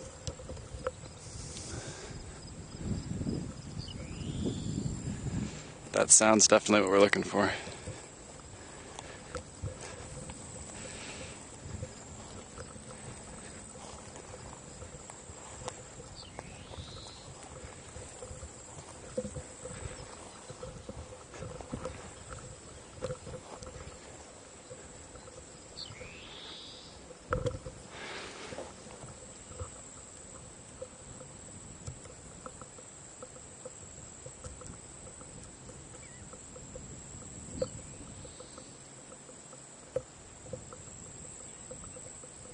Try to get a better angle. Sorry about the lighting.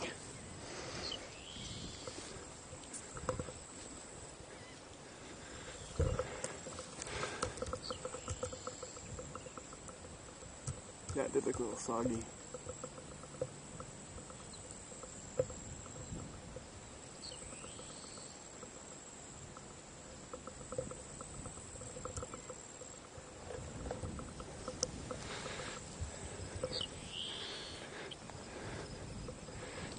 Don't spook it.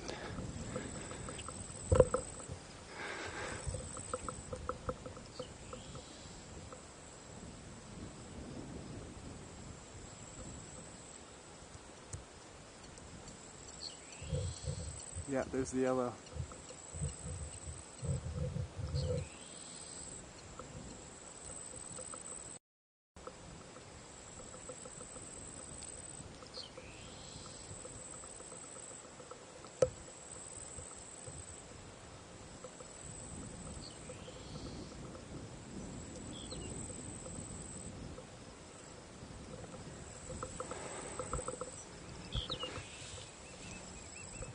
Y'all, we did it.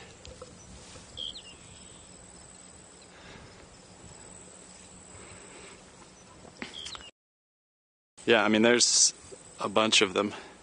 Because I think those birds were the birds I saw perched, like 3 of them. I can see one right into the sun, though.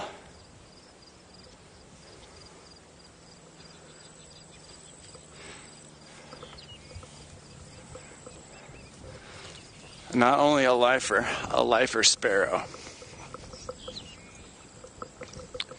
Which, as everybody knows, lifer sparrow, second best kind of lifer. Obviously.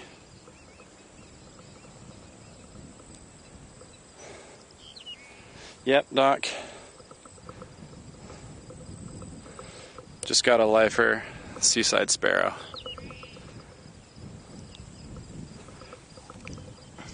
Which was my target bird for the day.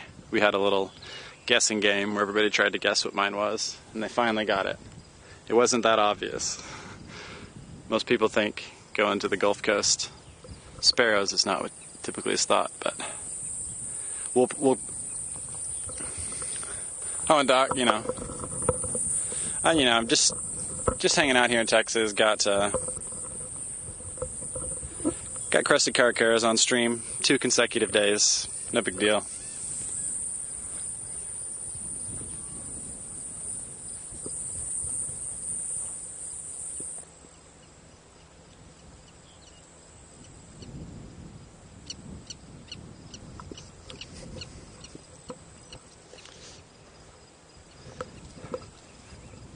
Somebody want to hit a... Yeah, didn't even have to ride a bike. Just on foot. Getting caracaras like it ain't no thing.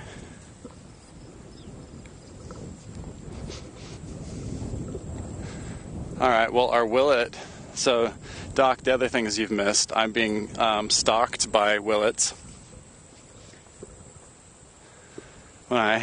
Pretty early on when I got here, I walked up on a little pond. Looked like there was probably a willet nest. And so they immediately started yelling at me and flying in circles around me. And then like 2 more showed up. And they've been kind of tailing me. There was one just a minute ago that came and landed on this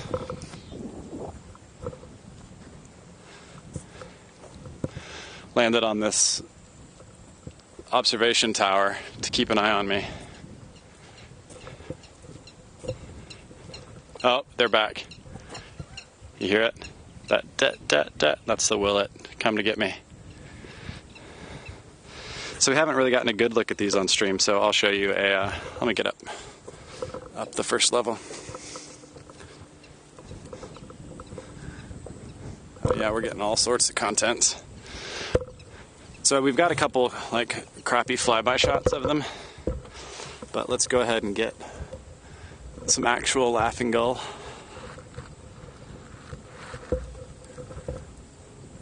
Ooh. And I'm trying the monopod thing. Oh, here in winter would be way better. Winter would be definitely more the time. And migration. But yeah, stuff that winters here would be fantastic. I got the weirdest thing. The only thing that I've seen so far that I eBirded that I had to provide like comments on because it was considered rare. There was a northern shoveler here. I'm like, what are you doing, northern shoveler? You shouldn't be here. Not this time of year. Okay.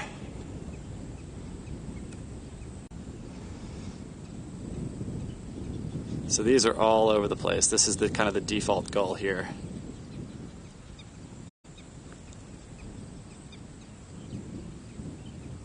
See you later. Little gull drama.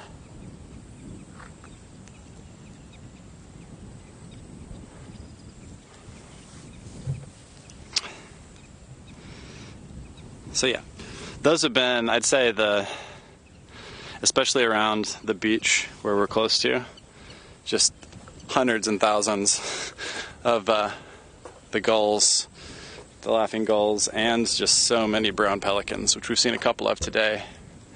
I was thinking maybe from this tower I could find some of the ibises we've been seeing.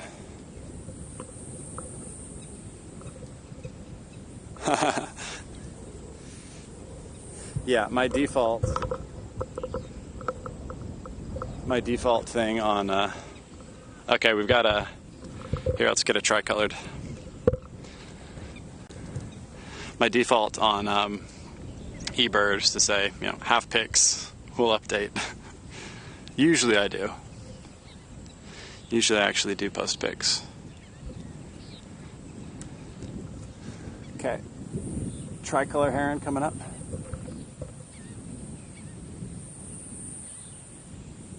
Oh, guys, look, it's doing canopy feeding. Awesome, I haven't actually seen them do this.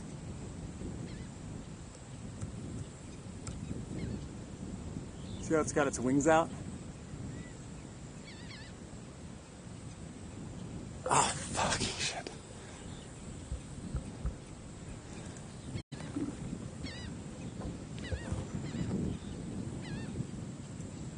It's hiding now, too.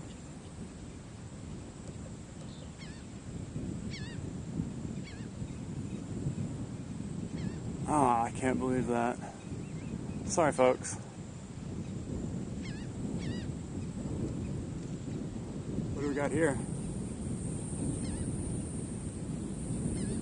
Having trouble seeing this in the sun. This is something different. Oh crap. Okay, godwit.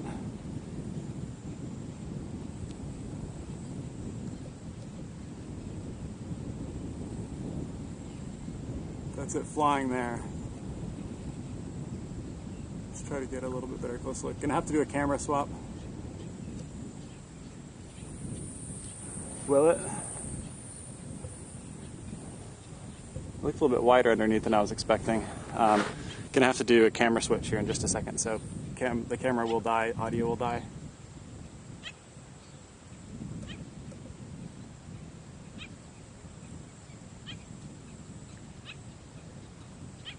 Grackle. I need to see an eye though.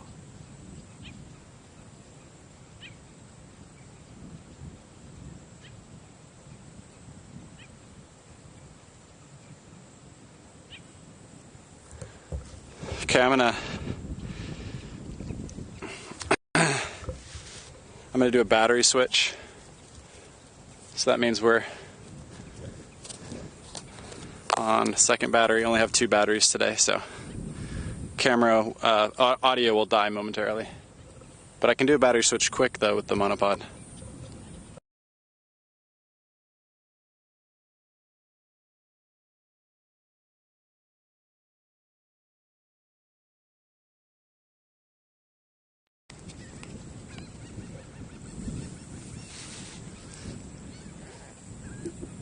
Audio should be back. Okay, I'm gonna get back on our heron.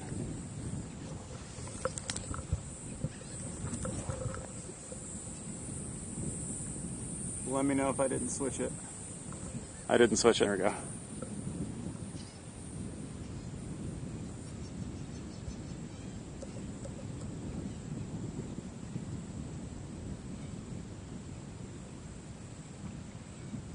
Where'd you go, tricolor?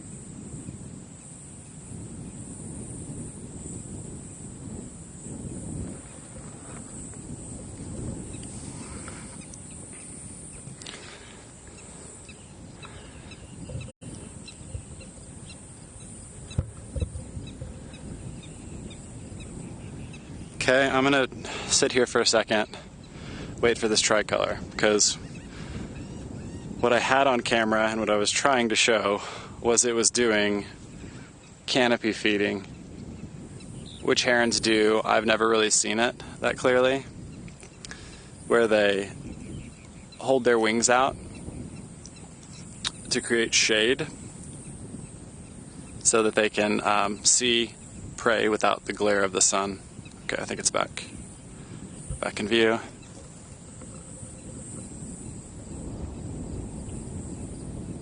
There it is, you see it?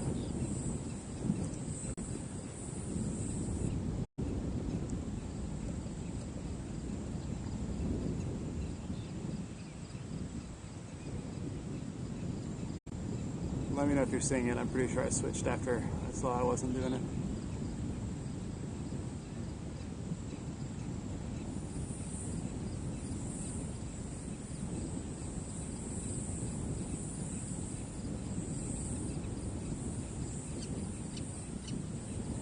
Awesome.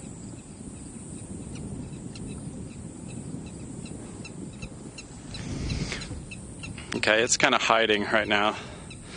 So I'm going to go see, there's some drama over here with some of the ibises. Try to get that on cam. Let's see. The sunlight's pretty bad over in this direction, but we'll nominally get it.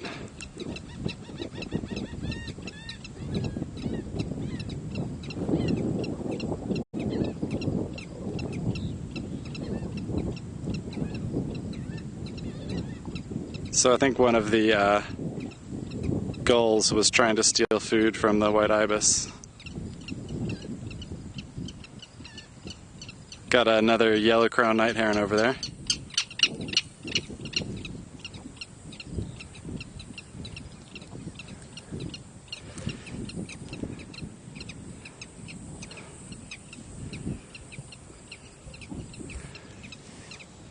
In recent news, the willets are still pissed at me. One just flew 4 feet in front of me.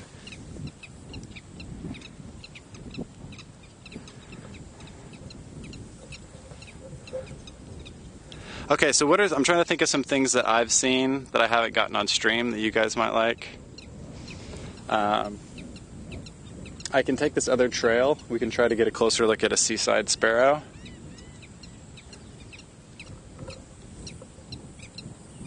Wait, hang on. Is this one of our... Yeah, I think this is one of our pissed off willets, maybe. Yeah.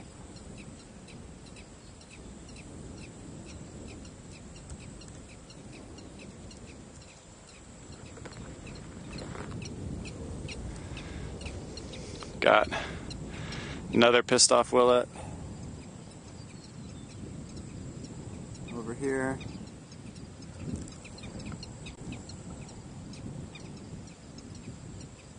One pissed off willet.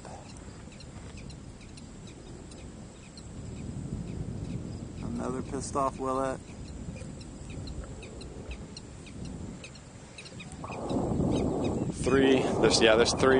There's three willets on this side of me. So hopefully if I go the other way, they'll leave me alone. I kind of kid. They're not like that one. It did actually kind of swoop me close that time, and I was just up on top of the tower, but I had seen one perched there before, so.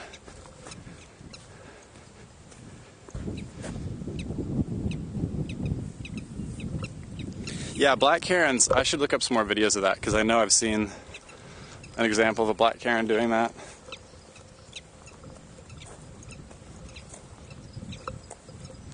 Yeah, and I didn't even do that much.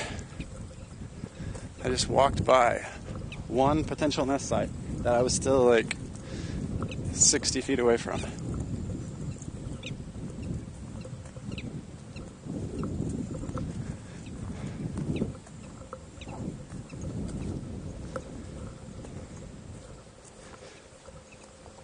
So I'm trying to think of what else. Like I say, most of what else is on my wish list for this trip are shorebirds that I'm probably not going to get, because I don't really think they have much in the way of nice flats around this part of this park, at least.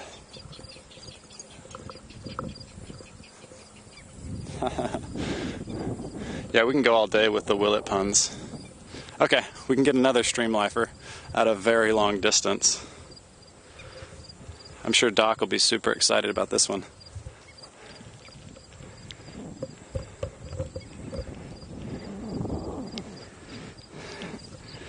Yeah, there's lots of good stuff right by the border.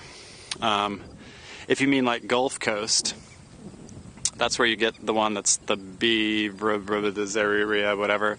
I can never remember their names. And then there's the Atacoscara. I can't remember either of the names, but there's two really amazing parks where you can start getting things. I mean, there's the park very far southeast Texas. You can see ocelots. You can see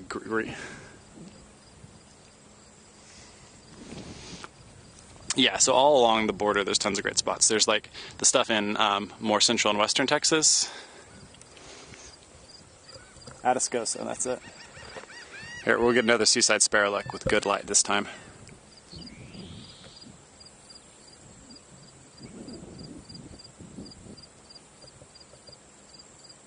That would be the look you really want.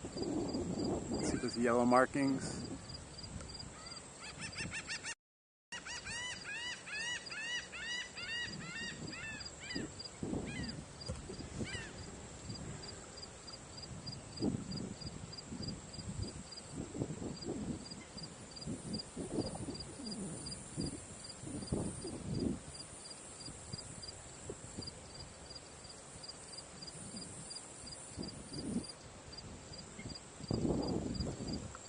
I'm gonna switch to, you'll see, so we'll see a weird screen for a second. Oh, never mind, it just went.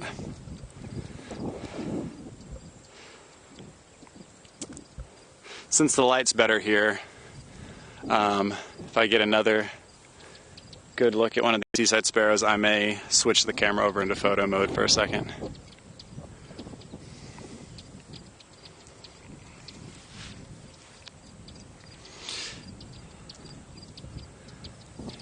I've never gone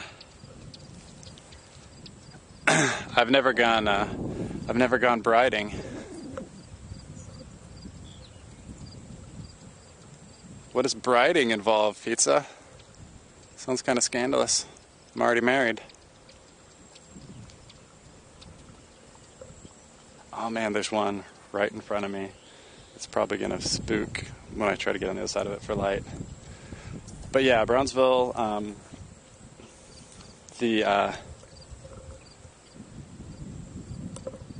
like the Atacosca. Well, like I say, there's some stuff that I could see down, like if I went even just 2 hours south of where I'm at, you could get some much more exotic stuff. Because like I say, you can see stuff that's, again, the only places in like the United States you can see it. Like I say, they actually do get some ocelots, green jays, other kind of more tropical stuff. So these little dead ones here, there was a sparrow right in one of those. But obviously it spooked before I got on this side of it with a good light. And then you've got stuff like Big Bend, and all the stuff along the western Rio Grande can be really good too. Oh, and I totally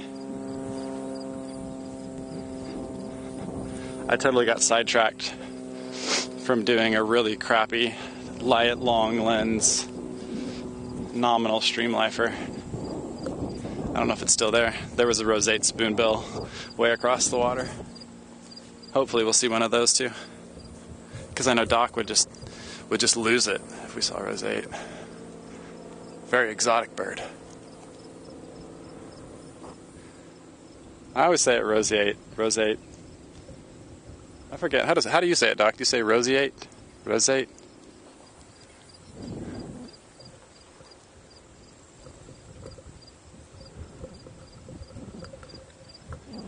Okay.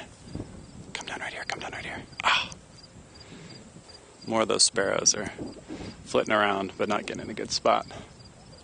Roseate.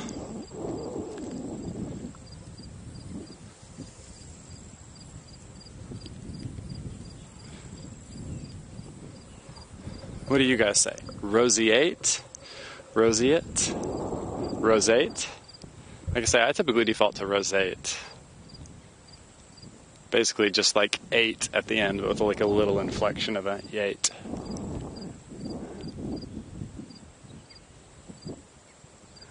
Okay, two of the sparrows came back towards the path over here.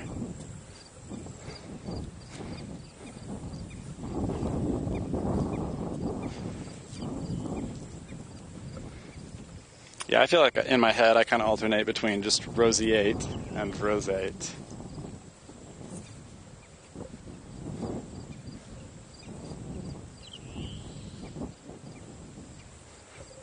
I'm gonna adjust my monopod so I can kind of go low profile.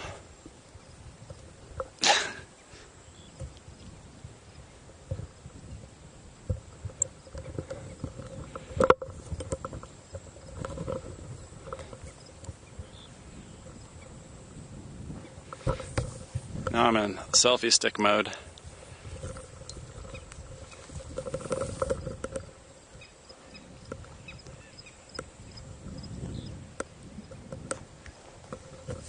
Yeah, I know.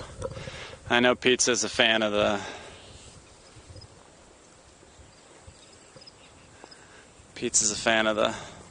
real names. All names are kind of stupid. A lot of the scientific names are pretty stupid too.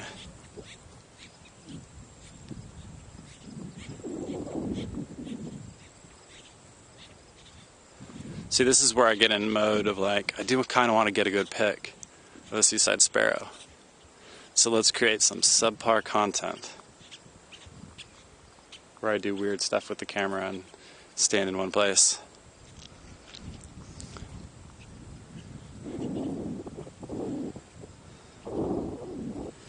Hey Yog, thank you for resubscribing. Morning. We've been doing good stuff. We got our target lifer for me for the morning, which I'm currently trying to respot in better light. I mean, it should be right under me right now.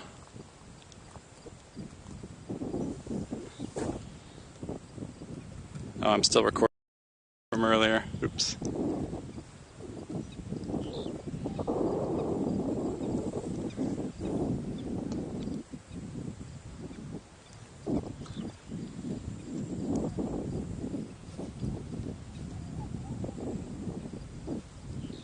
Yeah, I don't know where this one that was right here went. Did it sneak off? Or is it lying low? Oh! Yeah, exactly. Oh, crap. Okay, the willets are at me again. Did you guys see it in the camera that time? In my face cam? Because it came right over my shoulder. Alright, I'm moving, guys. I'm moving. Okay, dang.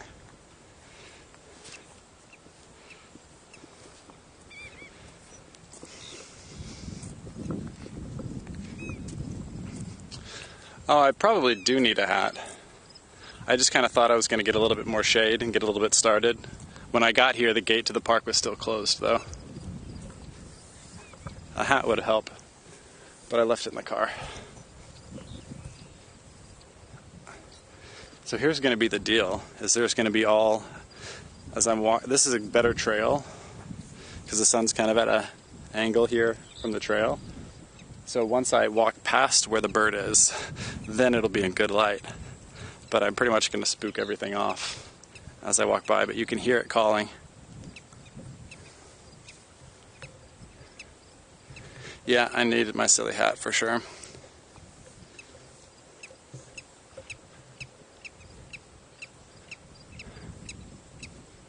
Yeah, Get to Know Nature. Just so you know, this is kind of the primary drama of the stream. The willets hate me. I've been buzzed a lot. I think I kind of just stumbled upon an area where there was a pair. And they were at a pond. I'm assuming they may have had a nest somewhere at the pond. And so they started hollering at me, and I was like, okay, I'm going to back off. So I kind of retreated from there. But they have not liked me since. 2 other willets showed up, and they were yelling at me. I just had, over in this area, I got busted by a couple swooping right, within 4 or 5 feet of me.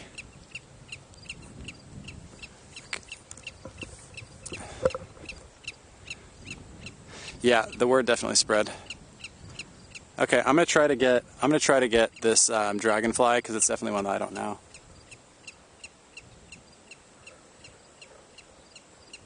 All right, what do we got here? Did I switch? No, I didn't.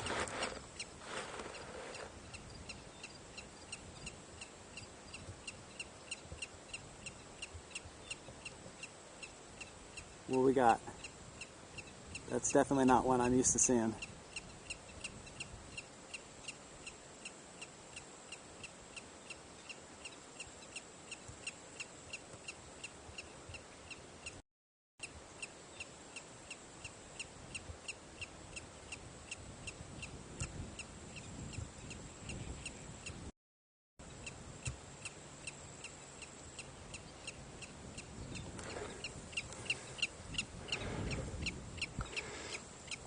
Yes, like I say, that's definitely, again, usually it's like I'm seeing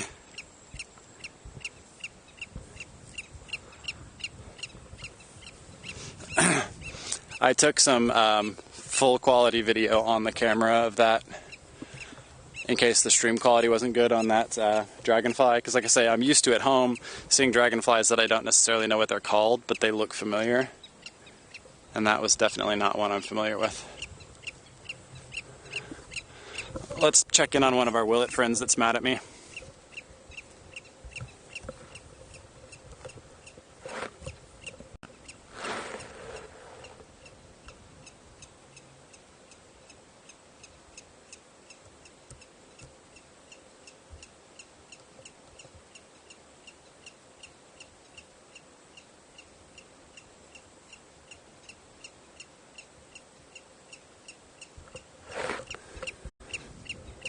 Yep, those are the guys that don't like me right now.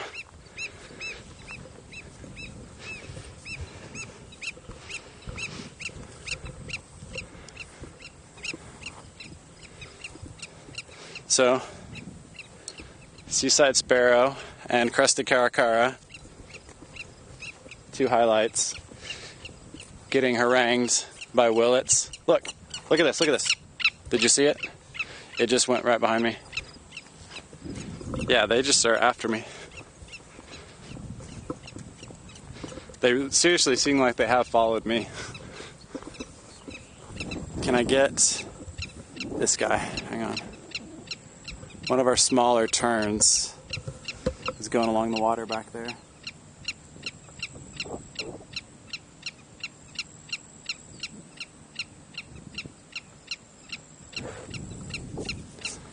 I was too slow for getting one of the smaller terns. Probably a Forster's would be my guess, just based on size, because it didn't look like least size, but it's too far away. Yeah, so hopefully we'll pass back by. I've been keeping my eye out for the crested caracaras. They were kind of backlit, But I can see from right here the tree we first spotted them in. So I'm hoping one of these trails winds back around that. So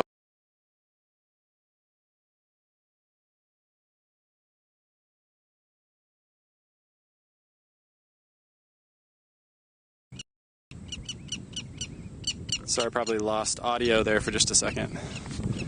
Bumped a plug. Seriously, these guys won't leave me alone. They're literally following me.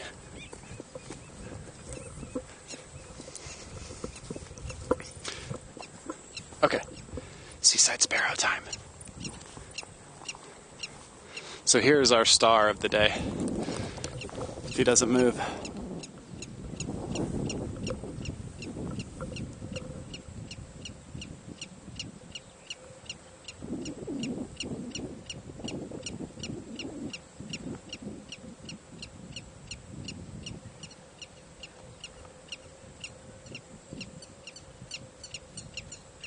Here's the star of the show today.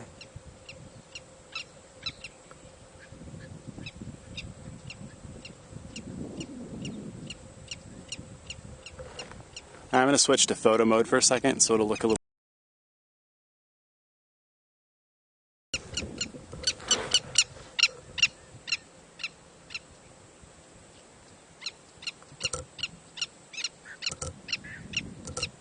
Yeah, the light here is way better. And I'm gonna make you guys see horrible movement. Oh, okay, it flew. I'll switch you off of that so you don't have to get seasick from the camera movement. So yeah, that's our star of the show, plus the Costa Caracaras. Oh, Doc, if you're still here, we're also trying to see the elusive boat-tailed grackle, which here is maybe the trickiest place to spot.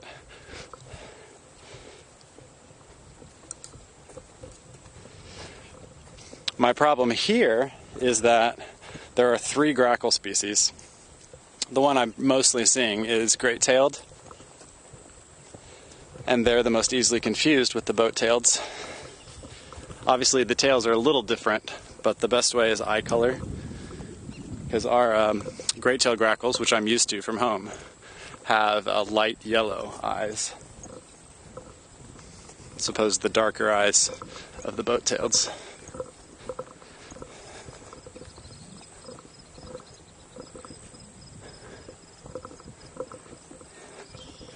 Have a different. Oh, is this what I think it is?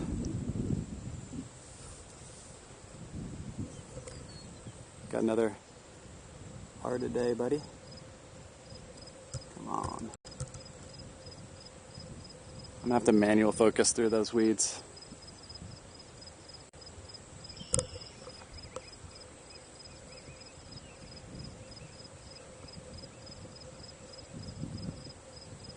Yep.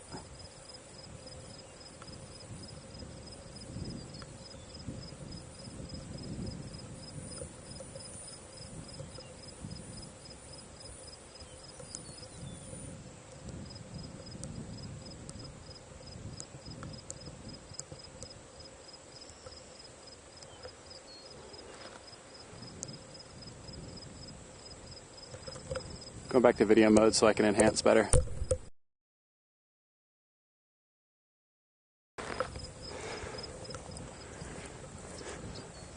Where'd you go, friend? Did it take off?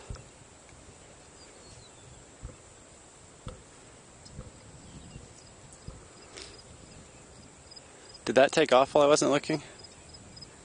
I got sweat in my eye. Yeah, I think it just went around the bend here. Now it's gonna... It's flying now.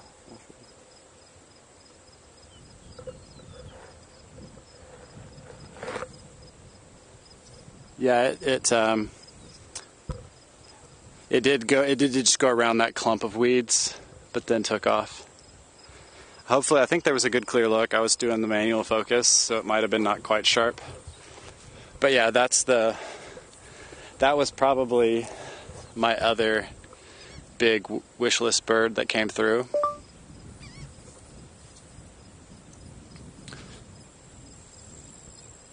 Was the reddish egret, which again is that's the last of the North American egrets and herons, because again, we don't count bitterns. Which I only say bitterns also are today, same family. They're basically just small herons / egrets. But I have had zero luck with any bittern.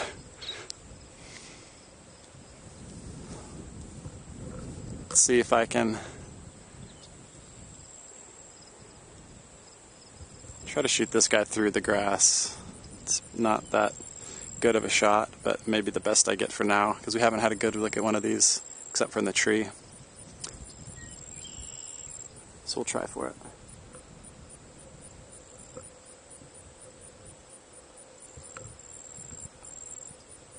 Where are you, buddy?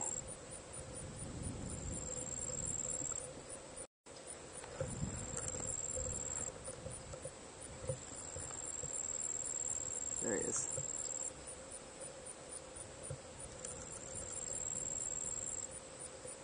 White ibis.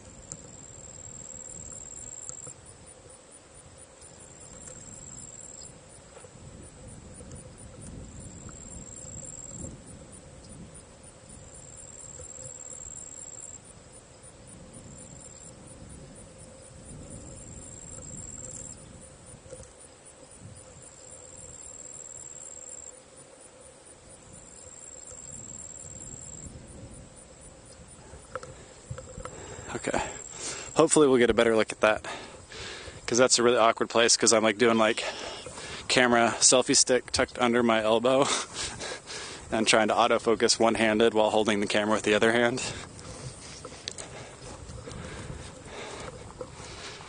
So hopefully we'll get a better look at those. I do need to stay hydrated. I keep forgetting about that. Maybe I should make one of those redeems like everybody else has. Seems like not, I feel like the other redeems are more fun, but probably could throw those in. So first we're going to caffeinate.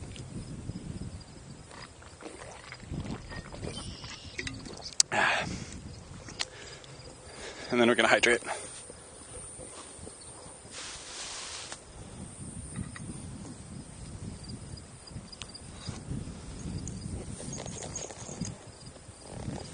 You can tell my priorities in the morning,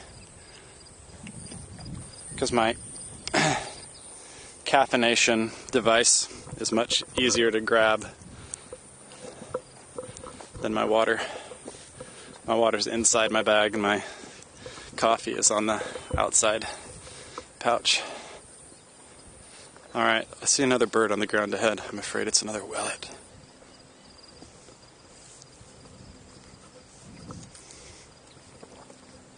We'll know soon enough if it starts yelling at me.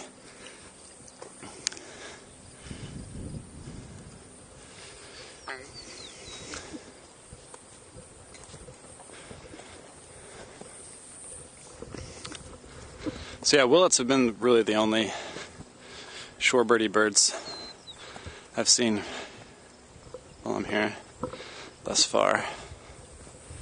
Alright, gonna scout for enemies up ahead.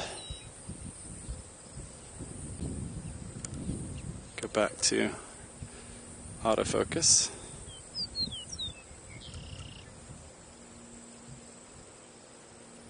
Where's the trail?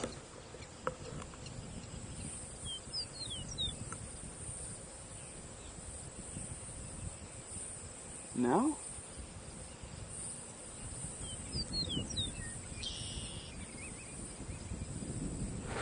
Get a better, see if we can get a better angle on it. Curious. Because again, I've got the deal where I'm getting an eye full of sun on my left side.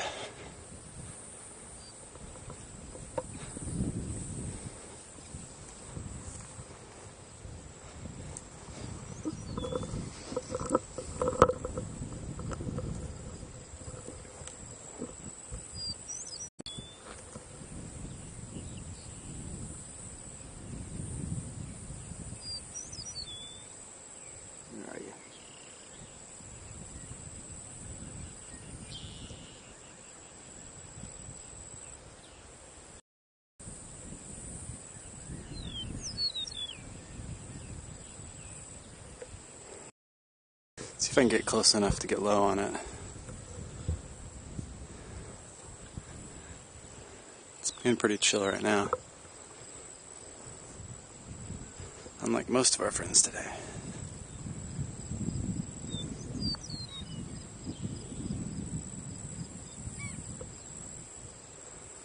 Are we friends?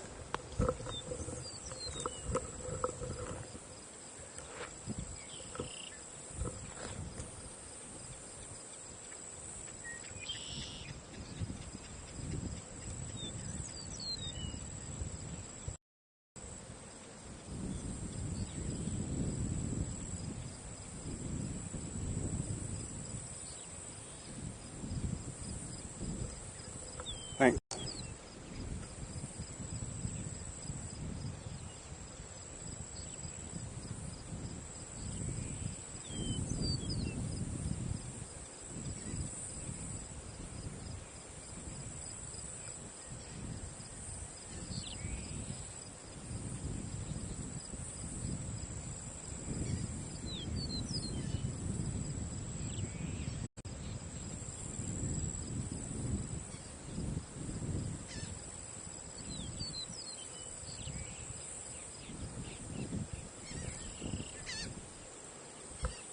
You know, I think that's our best shot. The light's a little funky, but it's the best relaxed, chill view. Ooh, I wonder if this...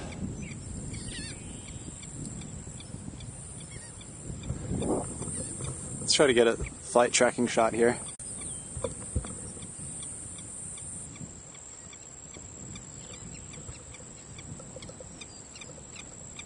Oh, I'm still recording.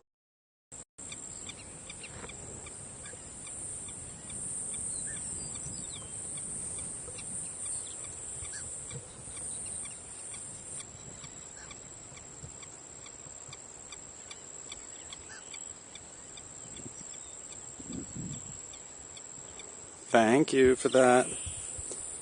Appreciate that, Pookie. Oh, sorry. Okay. See, that willet was friendly. Didn't even try to attack me.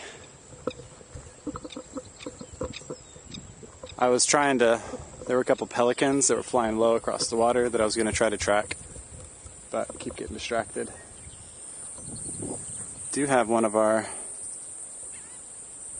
terns and a spoonbill. I need to find where these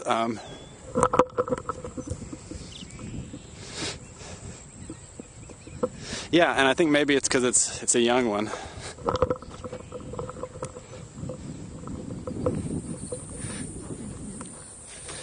You're welcome, get to know.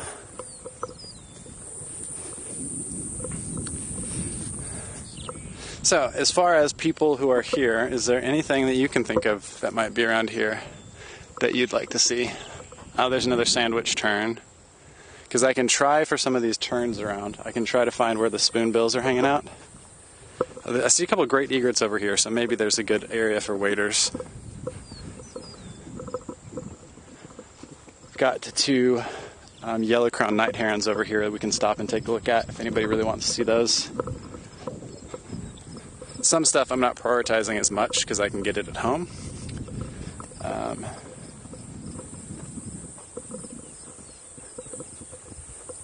Or if anybody really wants to see pelicans, I can try to line up a pelican shot because there are pelicans flying through here.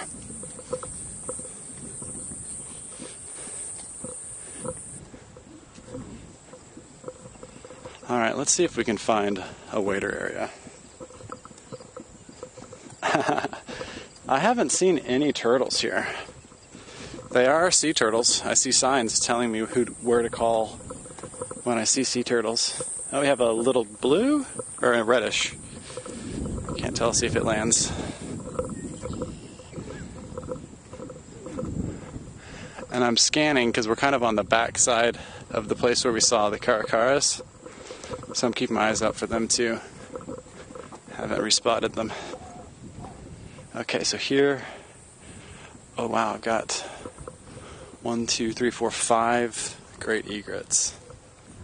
I'm afraid they're going to spook when I go by this part of the trail. There goes one of them. And I don't really have a good view of them from here.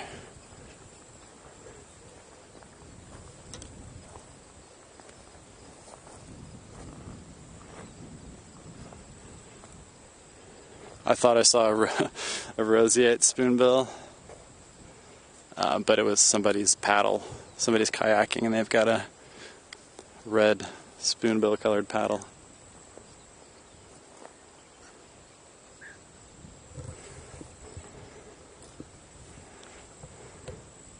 I'm trying to be really kind of quiet and slow here so I don't spook all these guys off, because there's a small white bird that's not an egret. I don't know if it's a young spoonbill or an ibis. Let's try to hold it. I'll widen out a little bit first.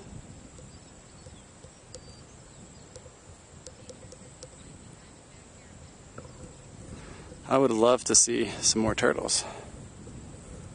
Okay, gonna actually switch. Sorry, this will be shaky, but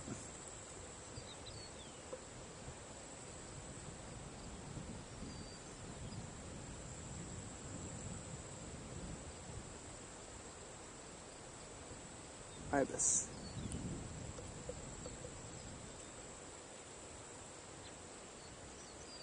You got white ibis there.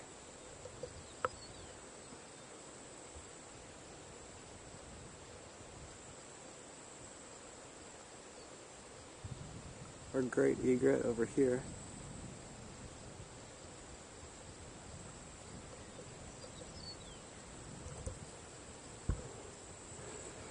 Those are the only two that didn't spook, even when I was trying to be, even when I was trying to be sneaky. The other three left.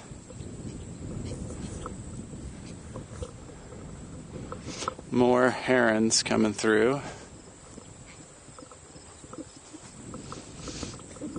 Yeah, I've never seen a diamondback terrapin to my knowledge, so that would be fun. Terrapin is my favorite turtle word, too.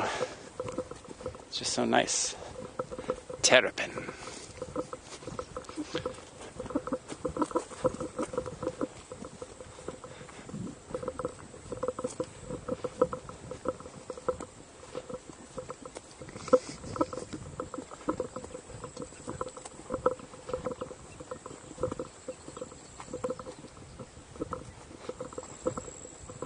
Trying to figure out, they didn't have any. I was hoping they'd have some physical maps, but they were out at the visitor center.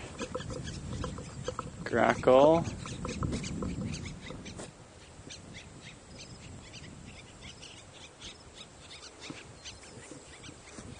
Looks like a couple hungry youngins, or a fight of some sort between the grackles. I may be at a dead end here. Again, this is where I should have loaded a map up. I can pull a map up on my chat phone, I guess. Kind of see what my other options are.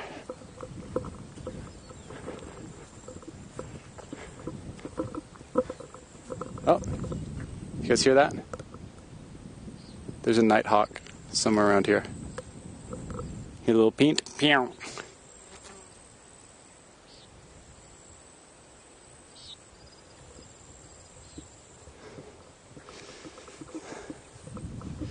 If you're familiar with common nighthawks, you'll know how much of a probably bad news for stream it is that there's a nighthawk that I might try to catch. I can try to go wide, see if I can get these pelicans flying.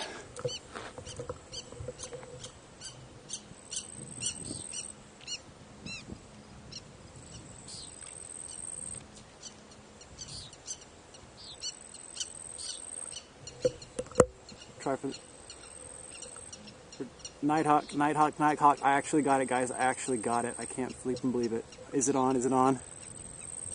Please tell me I switched, right? Are you serious?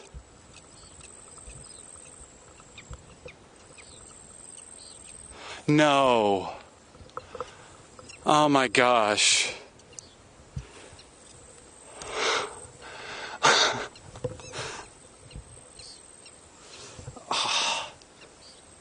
Okay, well, so my phone is trying to get me to use my assistant right now, so I can't even get back to the screen.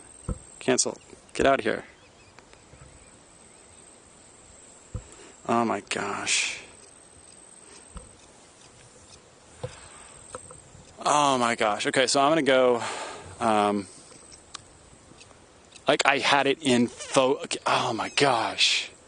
Okay, we're gonna try again. It's too far away now, but we're gonna try. Screw it, Nighthawk or bust.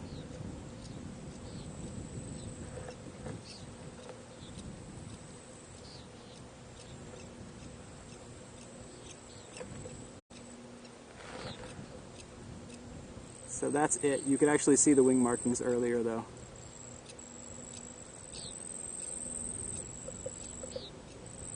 Like that.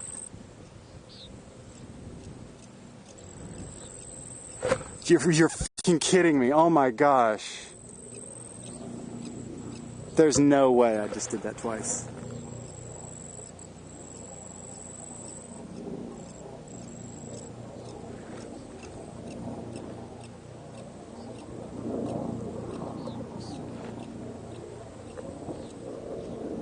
There it is.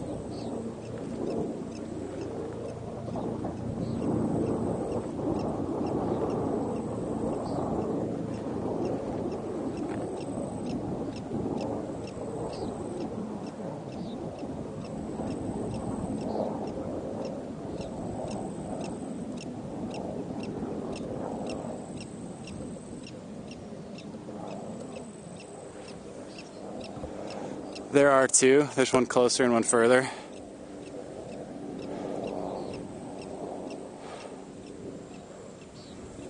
I'm gonna try to squat down, see if I can get more stable. It's too far away now though, really.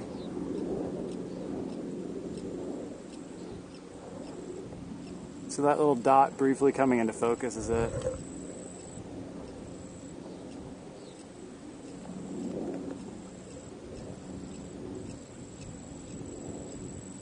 Common nighthawk.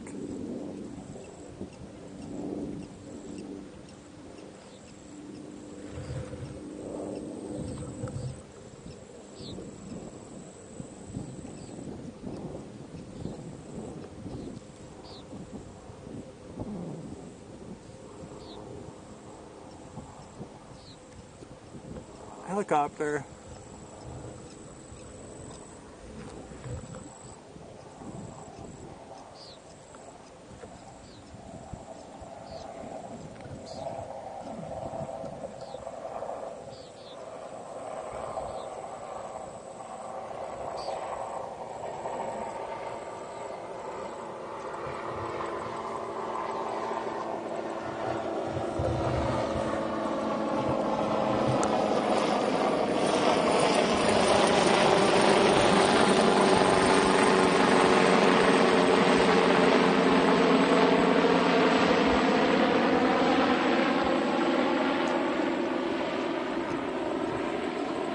I bumped everything with my phone.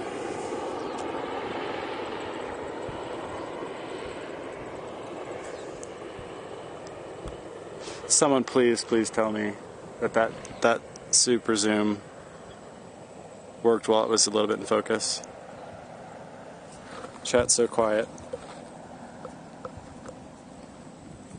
Okay. We can count that. You saw the little white wing flashes on the sides.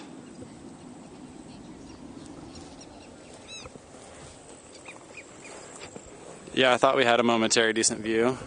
We should just do all the time birds in flight, right?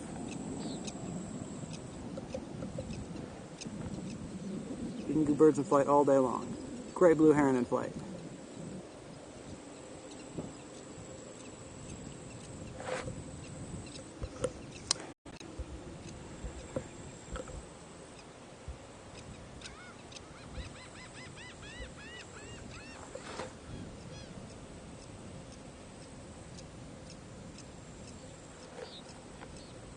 Great blue heron.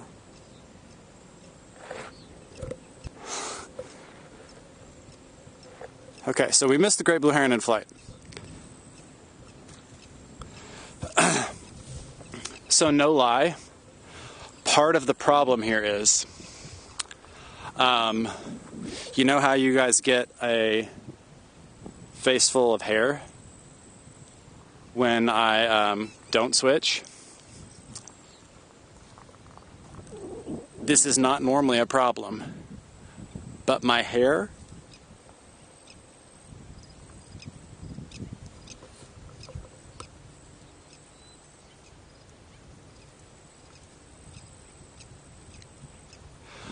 right now is so sweaty that it is doing things on my touchscreen.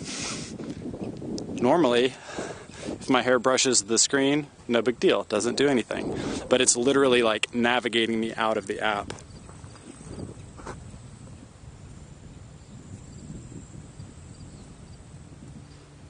So, if you want to know how sweaty I am, that's how sweaty I am. Okay, raptor alert.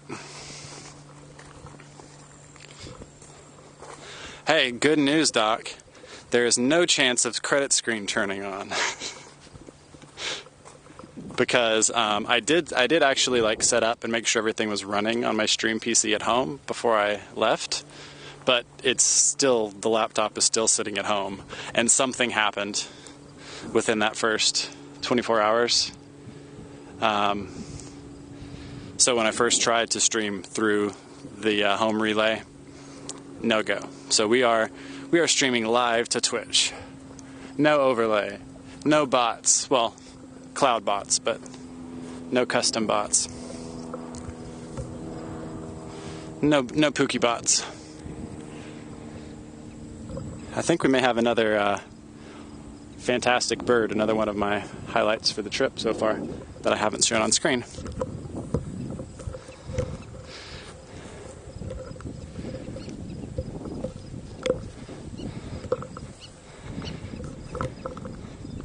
Yeah, that would be smart to do, Doc.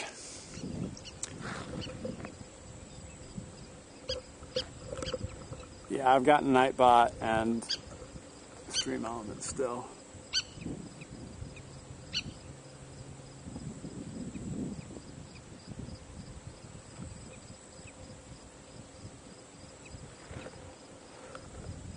Yeah, I'm waiting to get it lined up. Okay, cool. It is what I thought it is. I didn't want to promise, under-promise, or over-promise and under-deliver. So we're going to switch. It's going to take me a second, and this will be shaky. Let me go ahead and get mostly zoomed out. All right, name that raptor.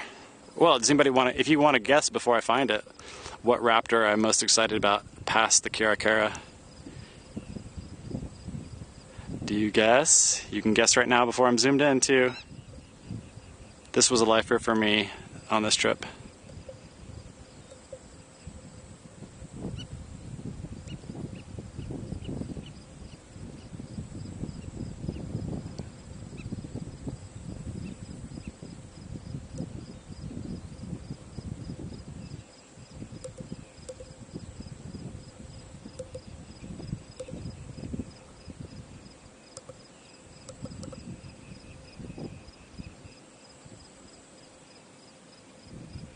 Can anybody guess what it is from the horrible super zoom?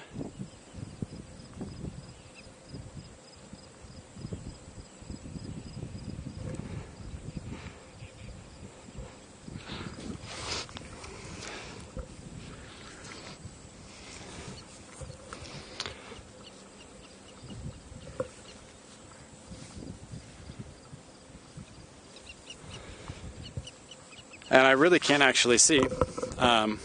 Presumably, we're talking white-tailed kite. That's the lifer I've gotten so far. I found 2 juvenile white-tailed kites and 1 adult. And they are amazing. Don't tell my Mississippi kites about this, but white-tailed kites might even be better looking than Mississippi kites. It's a close one though. It's a very close call.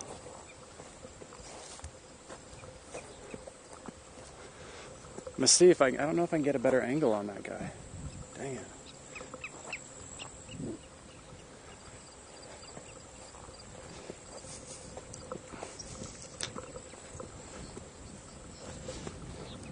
Yeah, the eyes are amazing. Which, so here's what works in the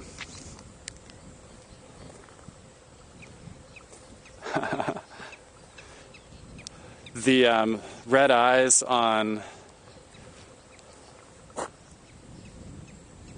So James, I don't think that is Mississippi. The face, the eyes, the dark around the eyes looked wrong for Mississippi. There are Mississippis here, but I think that's white-tailed. Which, like I say, I just got my first white-tailed 2 days ago here.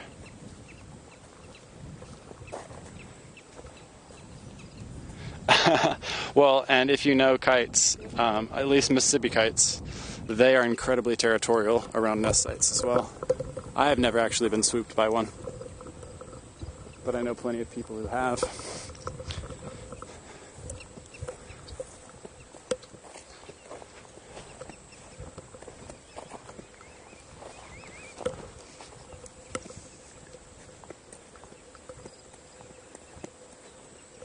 See, I want to figure out if I can get up. If I can get up that way, because hopefully I can respot the caracaras and get a better line on that kite. Like I say, the light made the super zoom situation even worse there. But I felt pretty confident that it wasn't Mississippi. We'll see.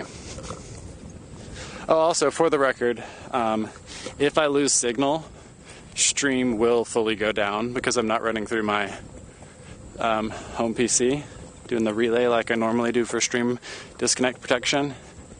At this point, I am good on power.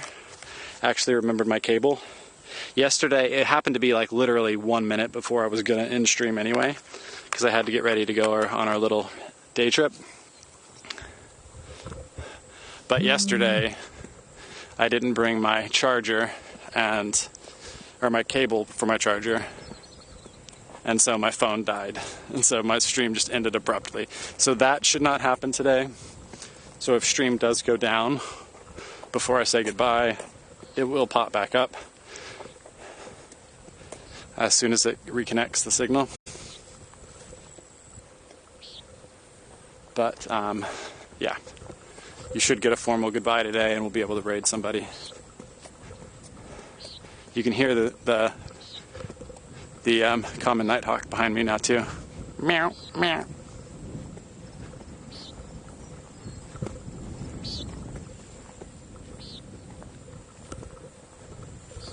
They're called carries so well. I always think it's closer than it is.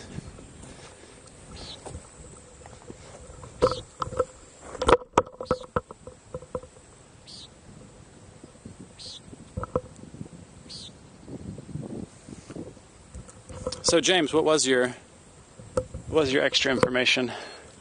So yeah, there's definitely 2 common nighthawks.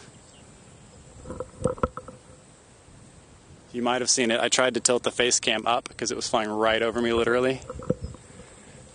I mean, I could try to get this handheld.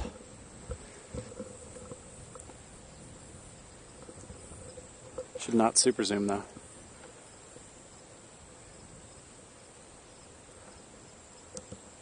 Get out of here, super zoom.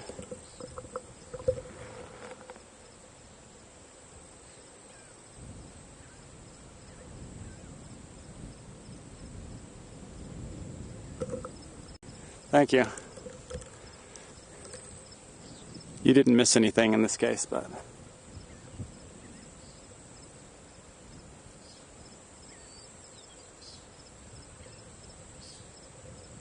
man, they're fast. They're back they're back between me and the sun now. So yeah, I didn't get anything on camera while pre-switch at least. Oh.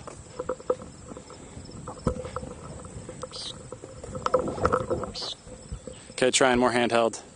This time we have a turn, small turn. Actually switching. Where to go, where to go? Here.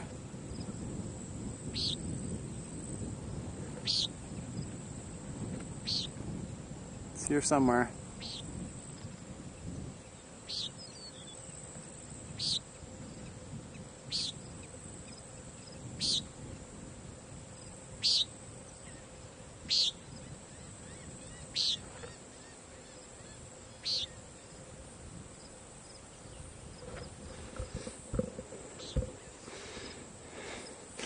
Yeah, if we could get some automated thing whenever my capacitive touchscreen detects hair touching it, that might actually work. Like if because multi-touch, it should detect a certain number of multi-touch points, because you can touch with multiple fingers, and if it detects like 1,000 fingers touching it, then it should switch, right, automatically.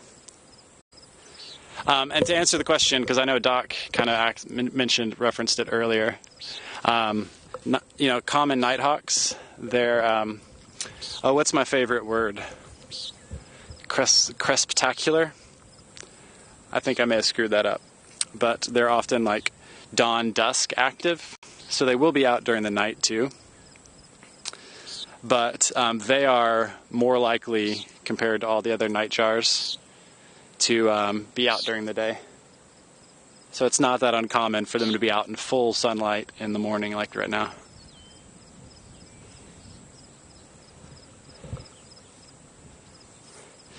Yeah, most other nightjars are pretty exclusively nocturnal. Yes, that's the word. Crepuscular.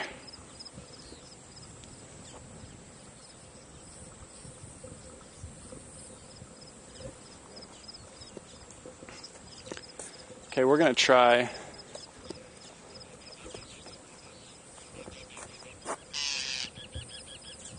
What's that sound?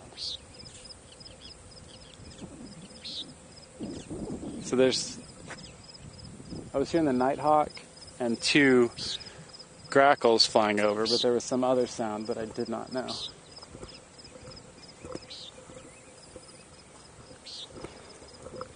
And I'm going to try this. Yeah, the nighthawks in particular are right over us too. There's, like, you might actually see them in the background of my face cam here.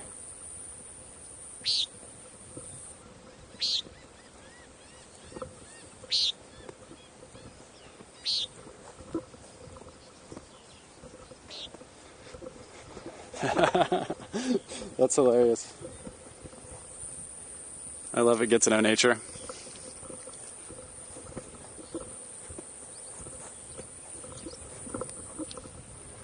That could be a fun redeem too.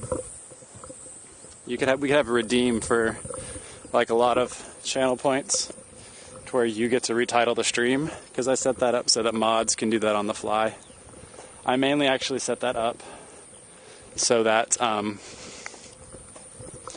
if we get predation,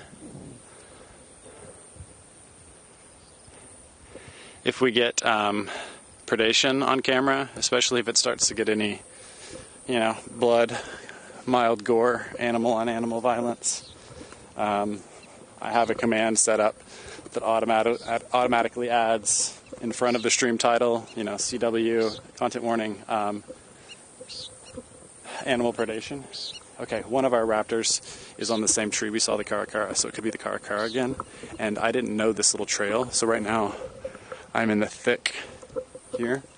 So where we were trying to get earlier, there is actually this small trail. So I think the caracara is back.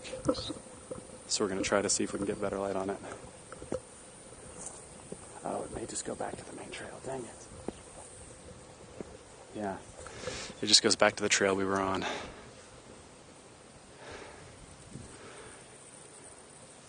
Okay, so I'm going to go up to the main trail. We're going to kind of do what we did before.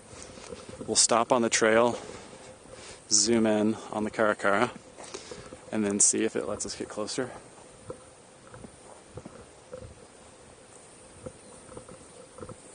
Might even just try it from here with the super zoom. So I'm going to try to be steady, guys. Bear with me, though.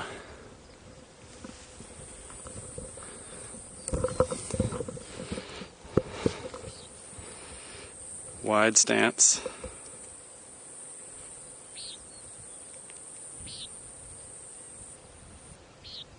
There we are. Start doing enhancements.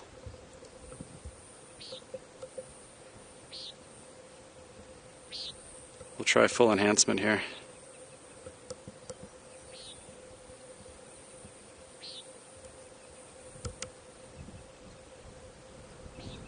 That's too much enhancement. That's what I wanted. So there you can kind of see the crest of the crested caracara.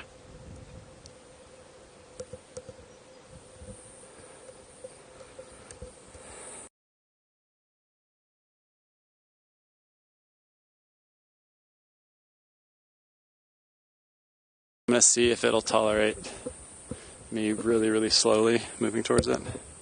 We're still going to have the same issue with the sun. Although now the sun's getting a little higher, which is more overall a bad thing for multiple reasons. But it might not be as backlit on the caracara. So it's not going to be super flattering light, but hopefully it'll be a little bit more detail.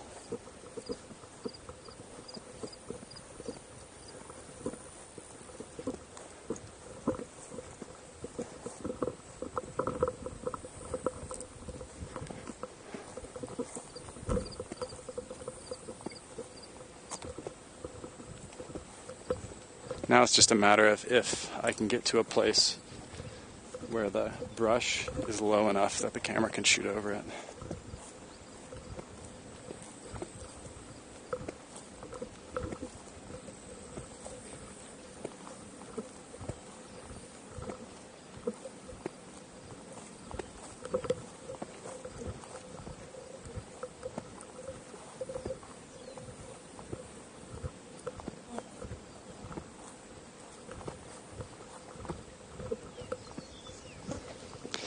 Okay, I think we've got a line on it. It's going to be pretty backlit.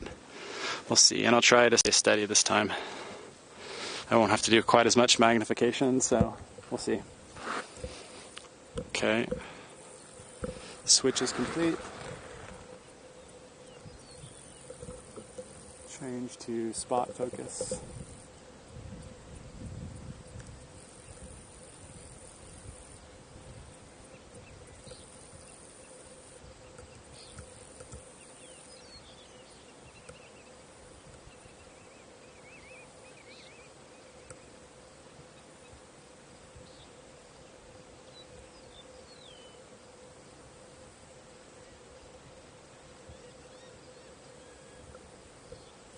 I was curious about something on that branch. Both times one's been picking at the top of that branch. I don't know if they brought some food up there. Doesn't really look like it.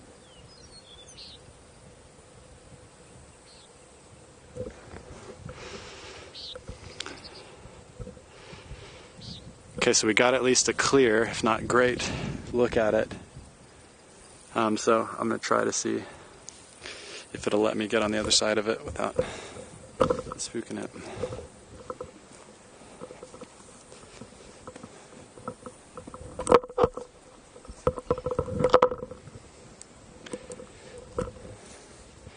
Need to tighten my monopod a little bit.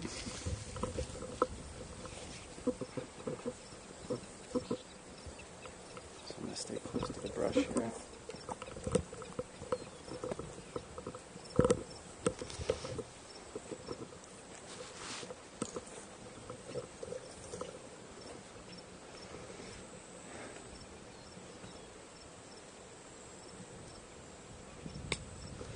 After this caracara, somebody do remind me to take some water, because I'm losing fluids clearly.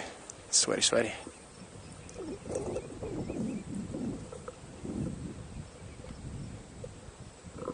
Try to get kind of low.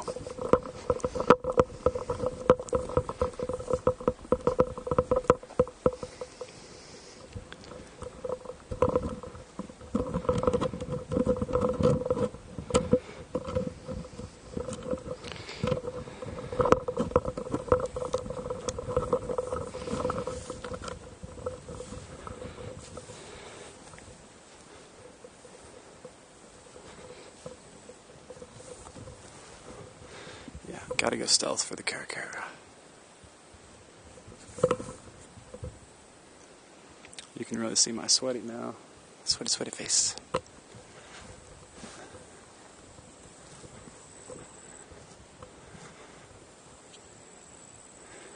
So it is totally silhouetted here. but I think I may be able to crank the gain. So let's try to get another look.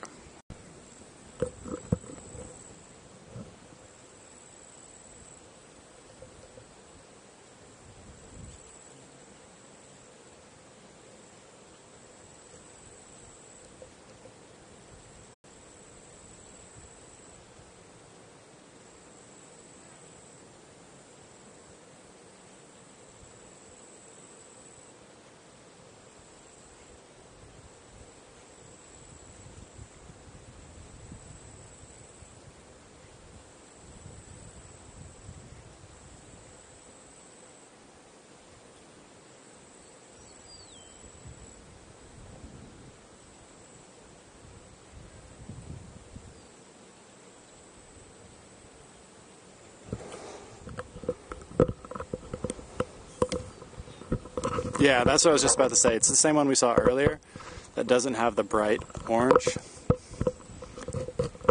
and the kind of the reds and oranges on it, like you would expect on the bill and in front of the bill or behind the bill. So this is a young one. I wonder if it's a, because we saw two at first, and then the one that we saw that stayed perched in the area looked like this one. So I'm wondering if it is even maybe one that was born this year and is still getting fed, just a fledgling. It hasn't spooked yet.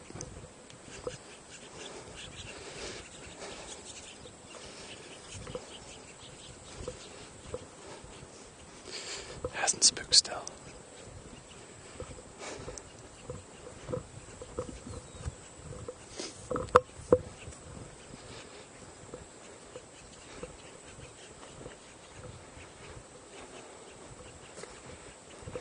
Still hasn't spooked.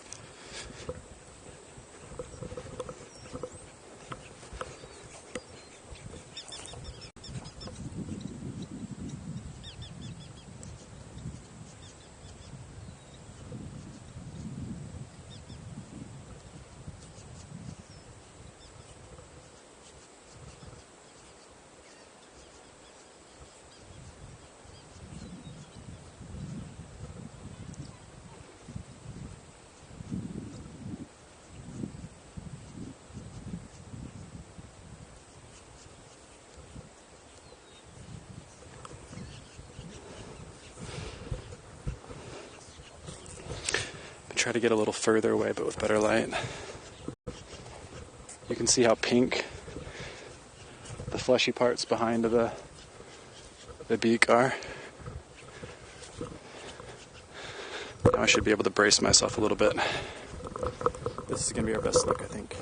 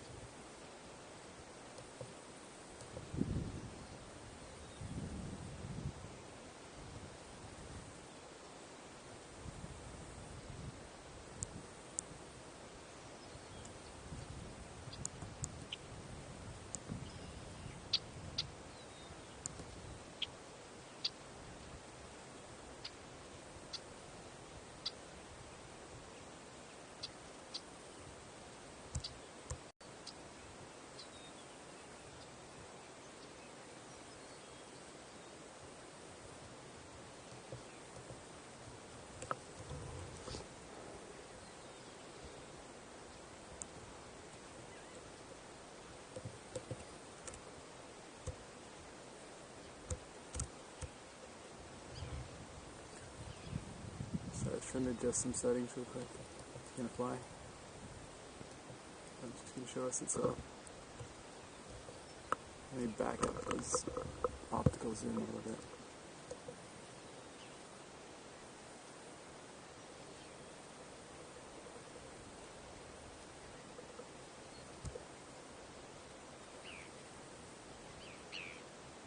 Good time.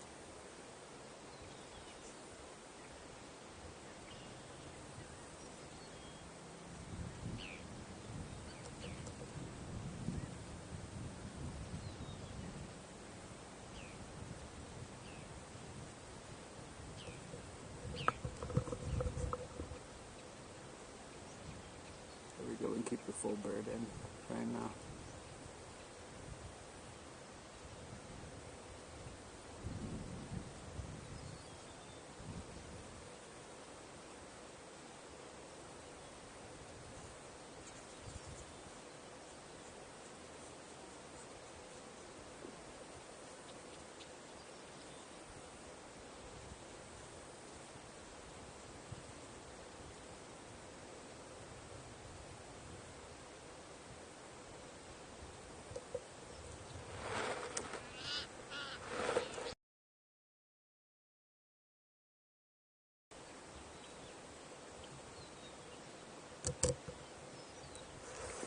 Told you I was going to do photo mode for that other one. I'm doing here.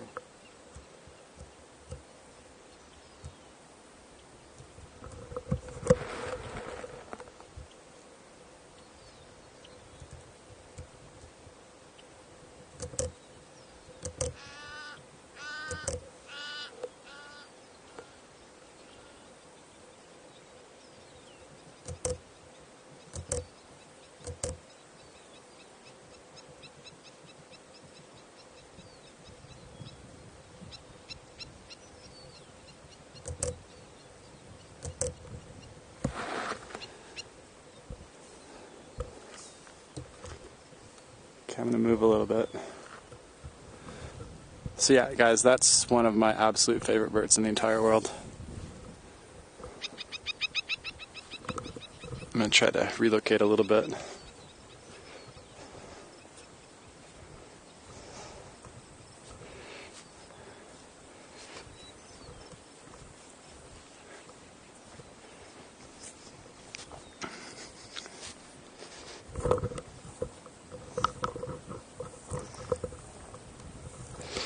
So here we should be even less backlit. A little bit more wobbly though.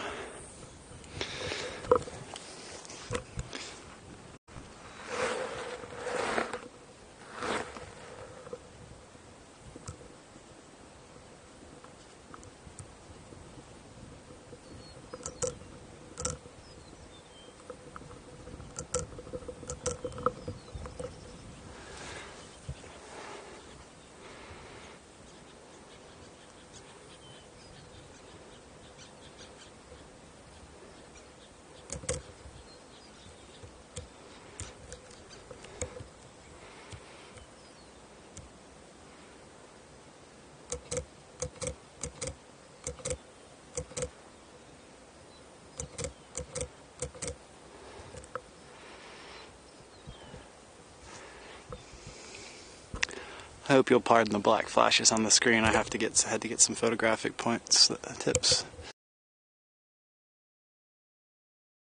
I don't know what I was just saying there. Like some of the wobbliness at this point kind of is excitement. We'll do a little bit more video from this angle with the better light.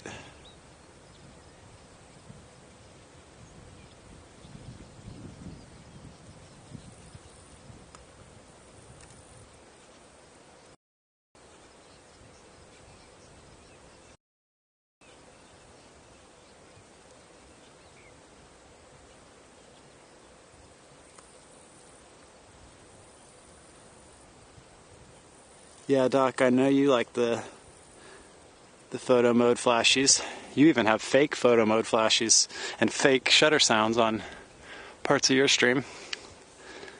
Your artificial camera.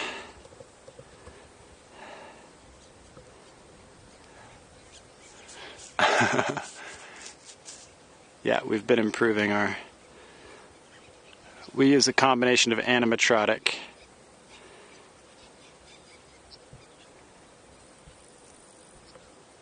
Sometimes I'm kind of a fan of the skeuomorphic stuff, like the fake shutter sounds.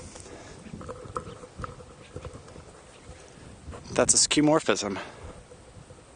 Another favorite word. We've used a lot of my favorite words. Crepuscular, skeuomorphic. I think our kite's up in the air. Yeah, our kite is up in the air. Let me see if I can get it. More birds in flight time, guys. Sorry.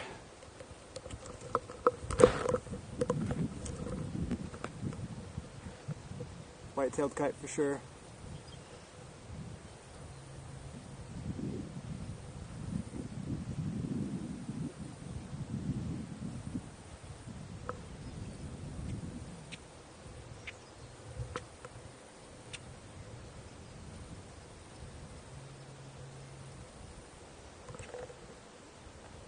Kind of right at the sun right now.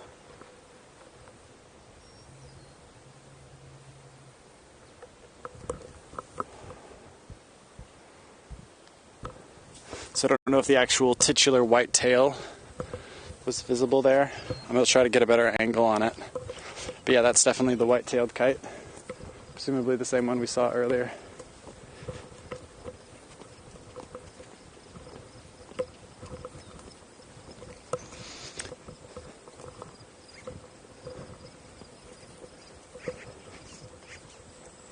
Oh. Our other caracara is back. Let's see if this one is an adult. I'm guessing this one will be an adult. Maybe a parent of that one.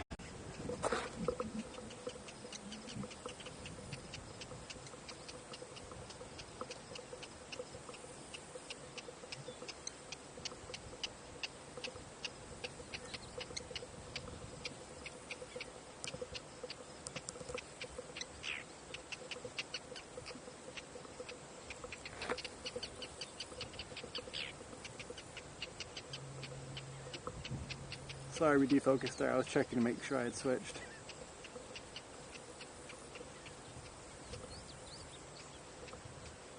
No, I haven't yet. Okay.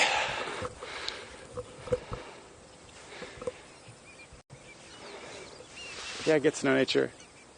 I got distracted because we had white-tailed kite start flying around. Then we had second caracara show back up.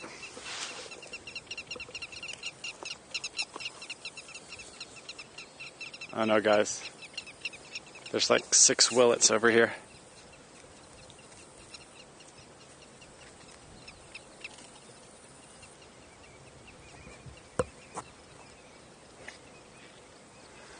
Oh gosh, this is cool. Okay, so there's a third crested caracara and a white-tailed kite.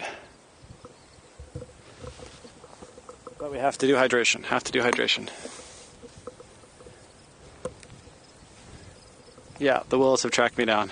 Very bad timing with 2 crested caracaras perched, 1 in the air, a white-tailed kite in the air.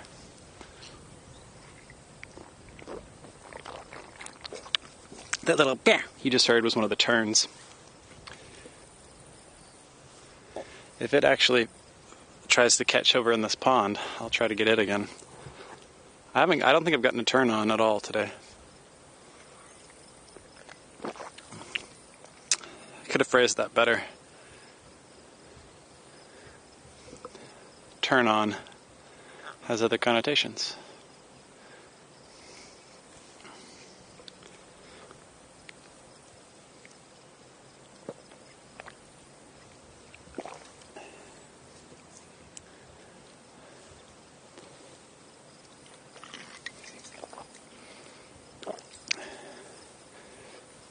Is there anybody here that hasn't seen a tricolored?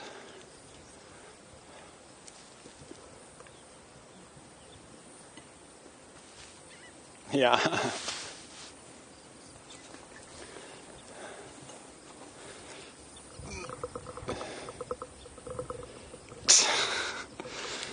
Doc.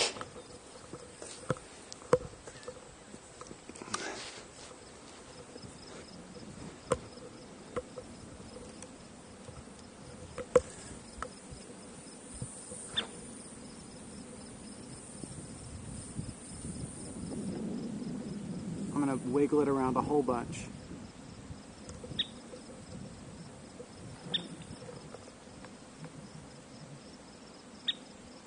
There you go, shaky tricolored. I'm deliberately hand-holding it. See, I got you tricolored. That would be funny if I intentionally did that.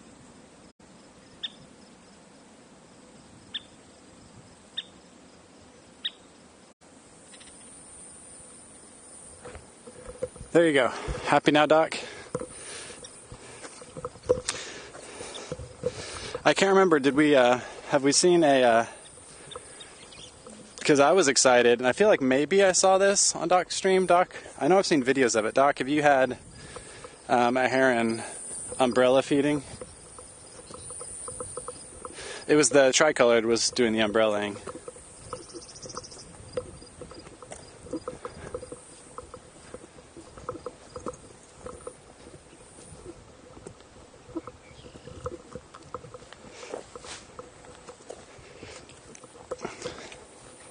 So yeah, if you haven't, keep an eye out for that, because other herons I know do it, but that's the first one I've seen do it.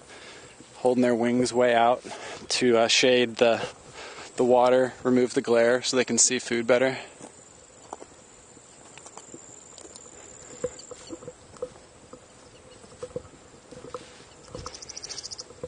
There's something here you might have heard, sorry about that bang there. You might have heard a chattery scissortail flycatcher, because it was on this trail but flew off as I was walking. But we won't focus too much on that. I do want to see, there's a little bird up in this tree, so I'm going to risk some shaky footage for this, just to try to see what it is. So sorry in advance. Oh, I need to turn off that mode.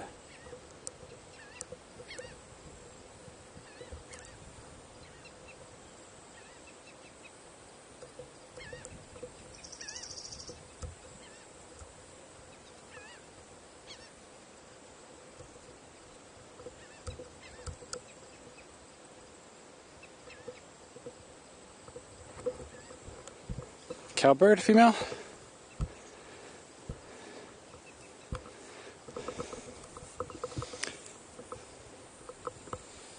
Oh, let me switch back over. Ah.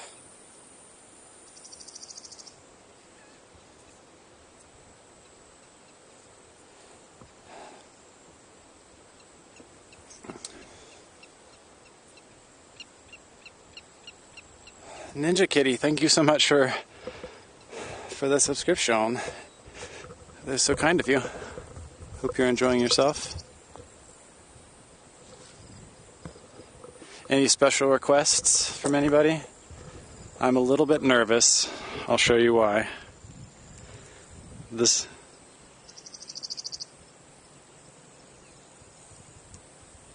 guys, guess what's on the trail in front of me?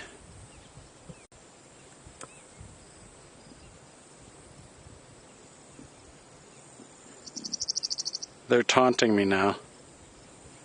I'm like, I'll go up there and go to the left, at that corner of the trail.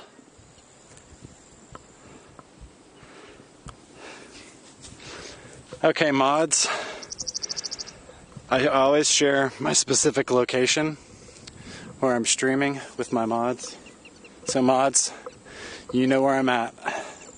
If they need to send a search party or emergency services.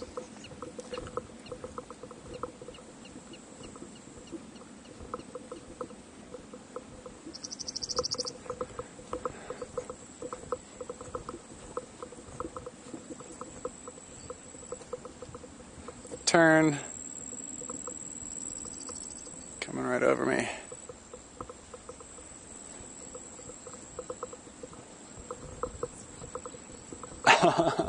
Yeah.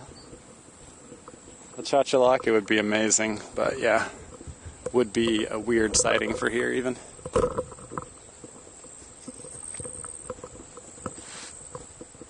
I want to know where our white-tailed kite ended up. Both of our carcaras that were perched are still perched. And I know I got a snippet of the white-tailed kite in flight where you could see its white tail. So that's definitely what we saw perched too.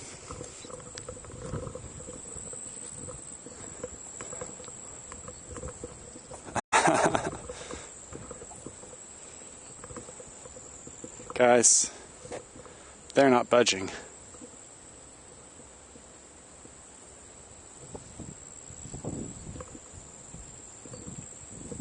Like they're not These ones aren't yelling at me. Okay.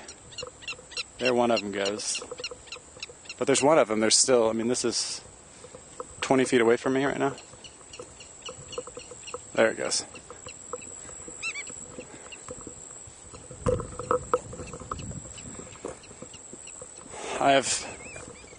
Unless they're just going to gather more willets for the willet army, I think I'm okay for now.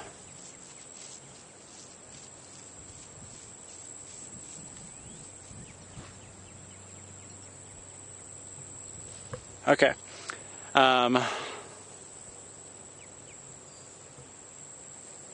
Trying to decide what to do. The second caracara went and landed in the tree with our first, which it looked kind of young too, from the look I got at it.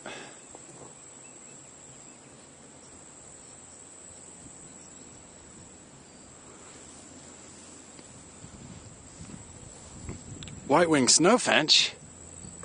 I want to see those. You should post those to Nature Share over at Doc's Discord.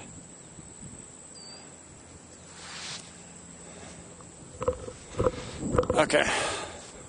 I think I'm going to walk along the road here back to where I parked, because everything else is just going to be backtracking, and there's a little bit different stuff over here potentially.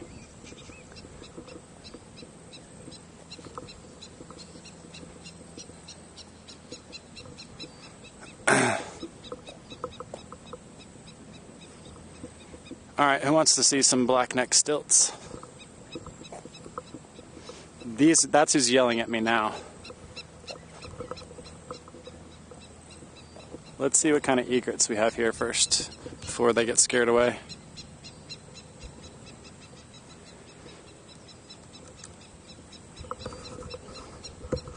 Give you an idea of the scene here. Have several egrets, maybe a couple species.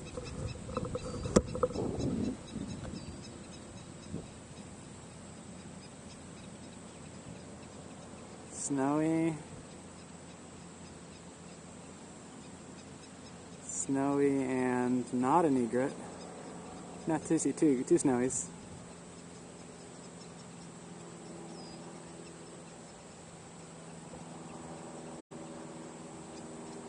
Somewhere here in the back.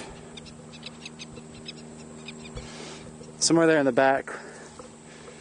We've got a couple of our willets yelling at us still over here. But we also have blackneck stilts that we should get on cam as we get closer. So we've got like 5 snowies, a white ibis, and a great egret.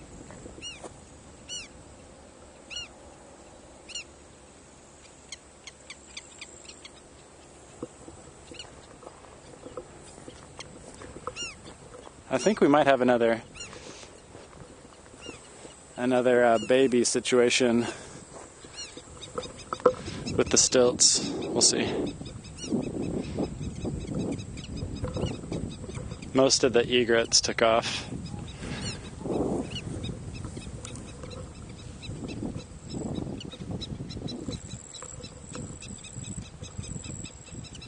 Unfortunately, there's a lot of these clumps of grass that are covering up where the stilts are. See if this one, there's one flying around calling. See if it comes in for a landing.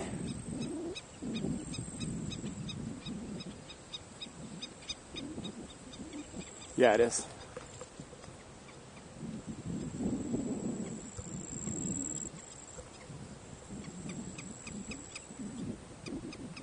It's back there.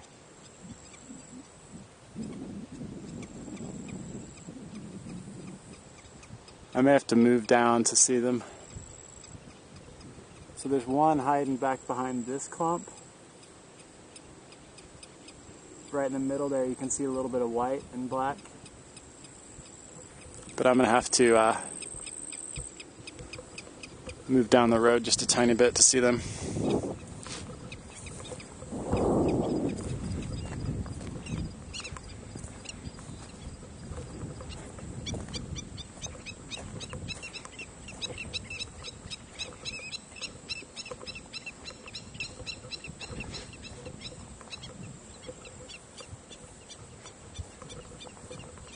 So the stilt yells, you can tell, are a little bit shriekier and higher pitched than the willets.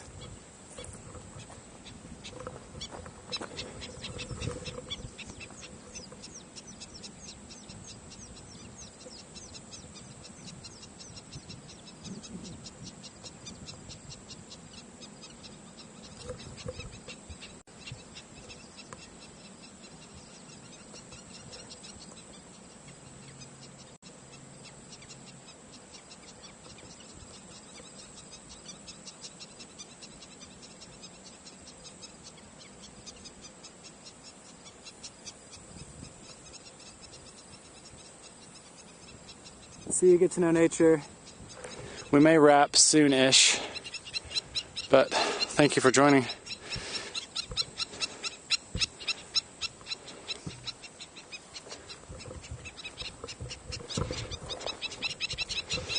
So we got stilts 2 days in a row. If I can find a good place where they chill out, I could watch them for a little longer.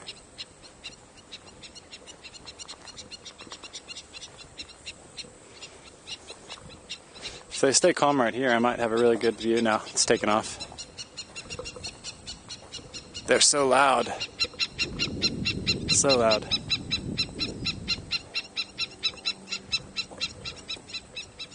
Thank you for joining.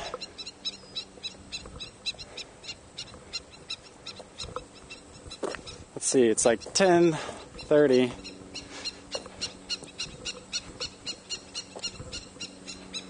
Yeah, no, stilts always be going like this from my experience. They were kind of chill for a little bit yesterday when the baby was around and I was just staying still.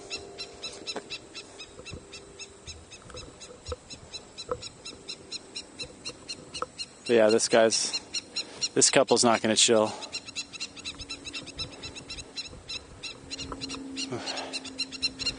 All right, we can try for another ode identification.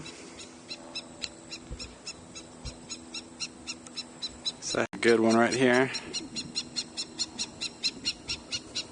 Let me zoom out first to get it framed up. Did I switch? I switched. Okay.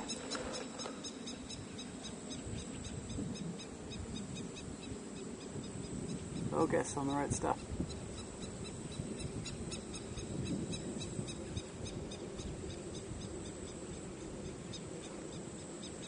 Oh, wrong branch.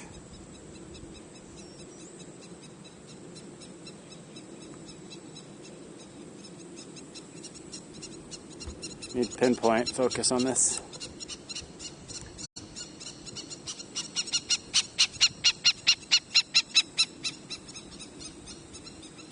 Focus.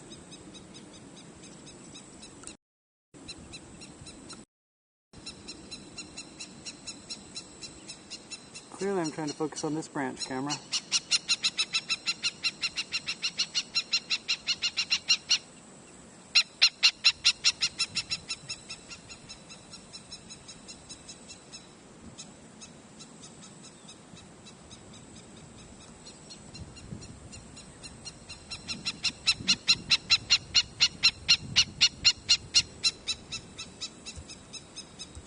A little extra exposure.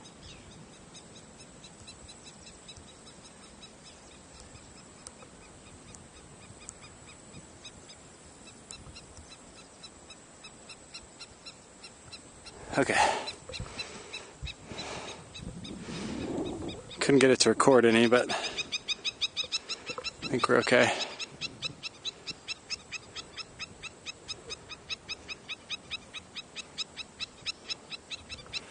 A seaside dragonlet, or as my Texas speech says, dragonlet.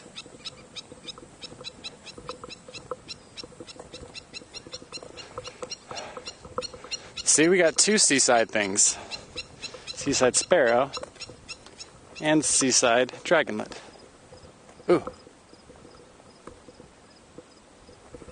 Got a little baby scissortail in the road. Let's see if I get closer.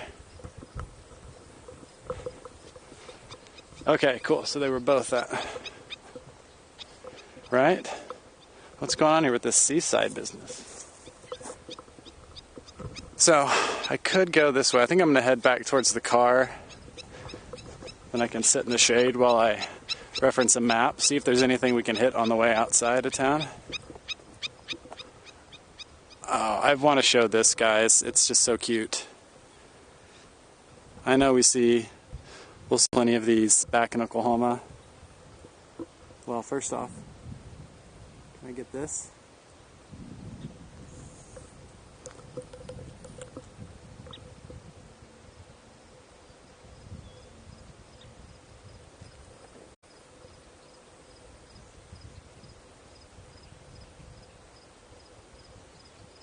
There's our roseate spoonbill.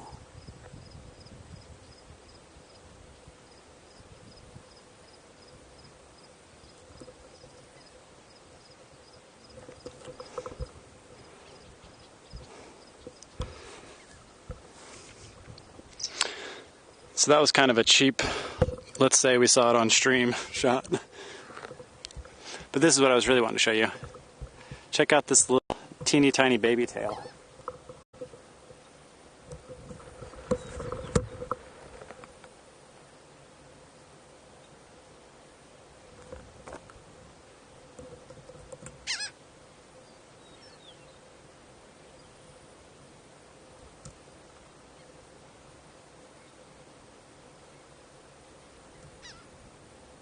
Focus.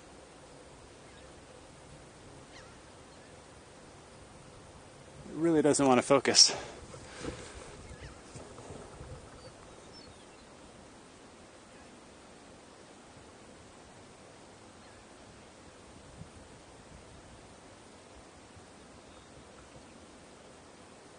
Look at that cute little tail.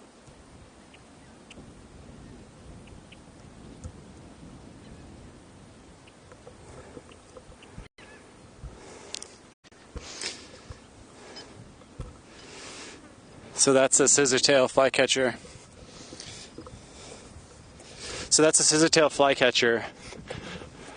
But a fledgling.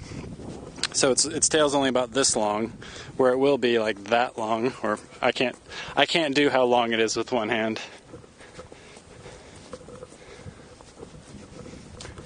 So yeah, I guess they usually nest and hatch a little later in the year than most birds back home. But it would make sense that they would do it a little bit earlier here since it gets hotter.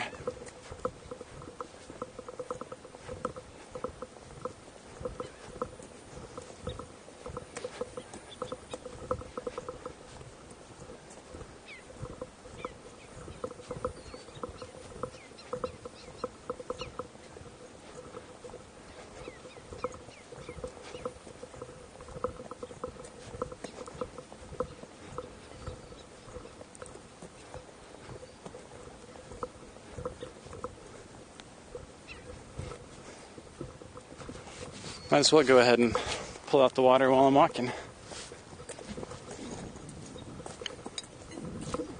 So if you hear that, that'll bam. Again, my bad job at imitating birds. But this vocalization over here is probably one of that same scissortail family.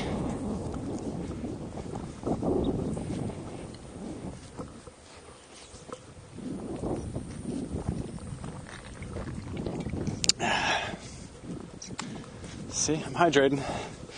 Got my I Paint Burbs sticker added on.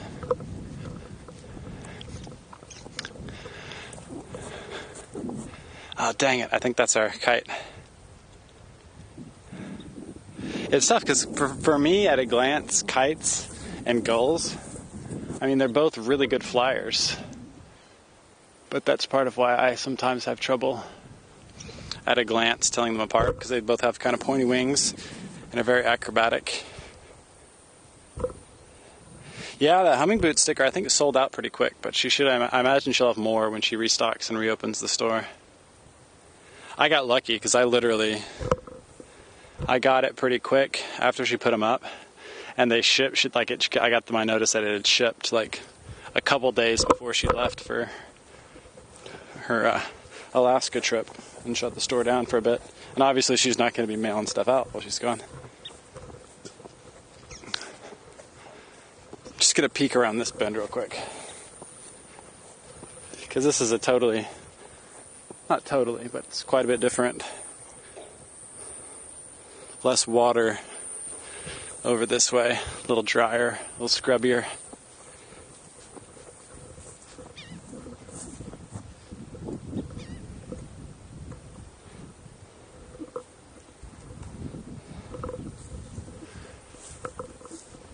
So, after this, I get to go back, go get in the ocean. I also may try another test. I had this fun idea. I've got a little GoPro session, the small GoPro, and we were at the beach. And I was like, one of the kids had a kite. I ended up getting another one because it was too small. But I was like, I bet a kite could hoist this GoPro up in the air, and it can. I got like a, kind of a really basic, cheap nylon kite. It gets it up in the air, but because we just tied it to the string partially along, it just shakes and vibrates in the wind the entire time.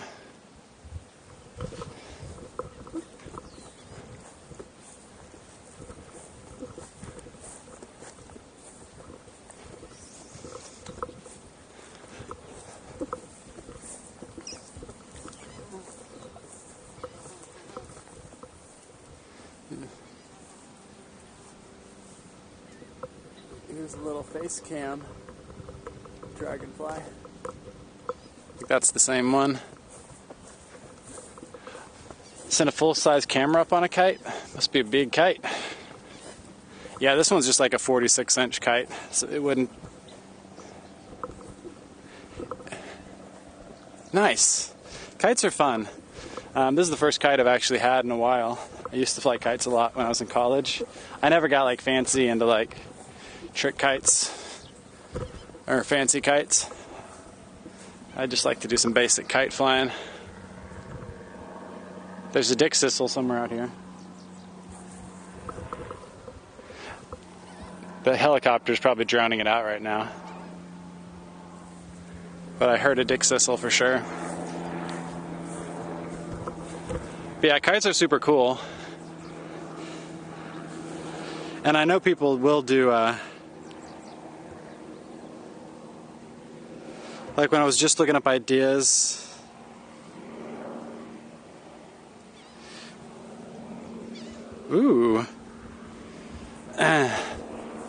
so like you could basically send the camera up the line after you got the kite up.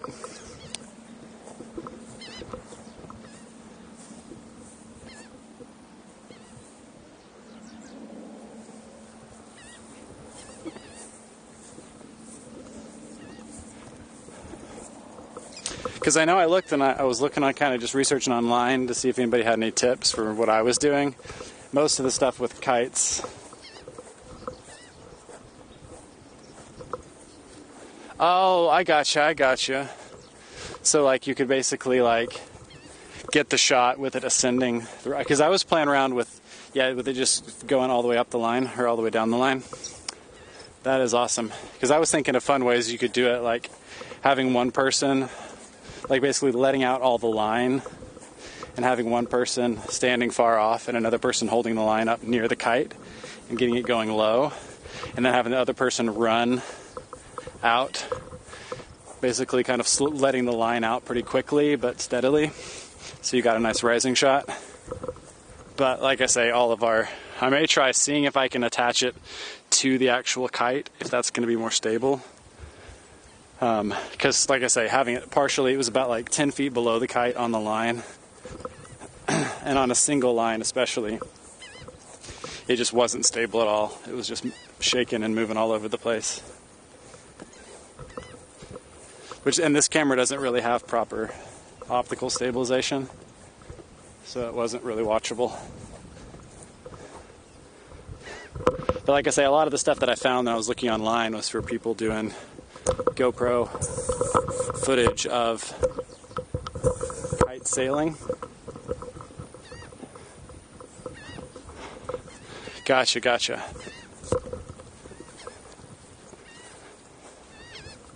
I figured there was the train usage there was some sort of specialized kite talk.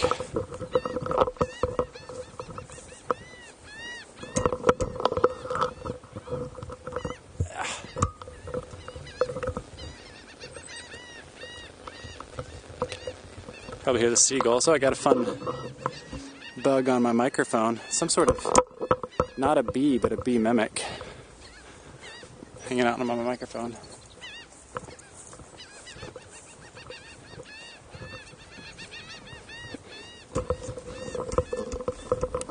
So I kind of want to see what's on this by this other parking area, and then I'll head back to my car, wrap up stream.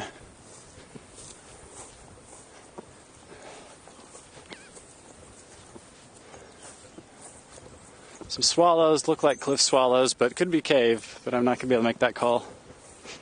Hearing cowbirds too. High metallic. Ba-da-bing. That sound. That's a different bird. I think that's the ibis. Yeah, ibis, because it has a little black on the wingtips.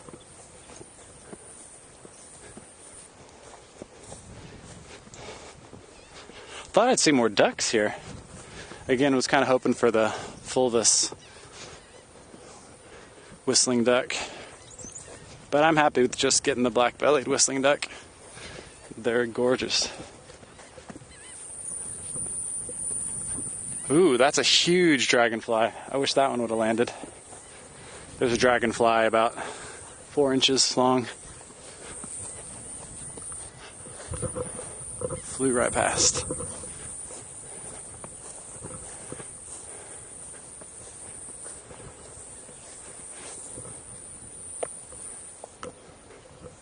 Okay, I'm going to go to this turnaround, then start heading back to the car.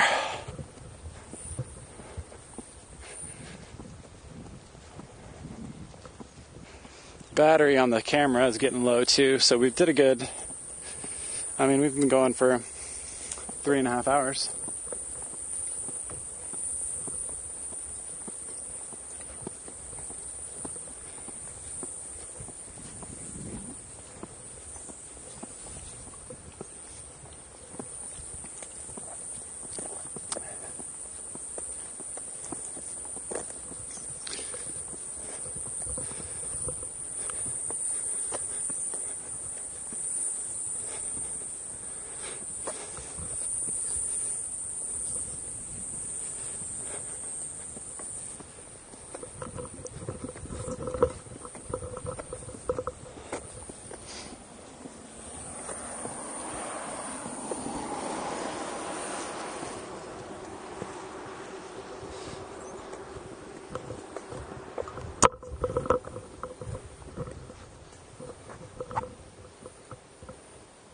Yeah, those would be fantastic.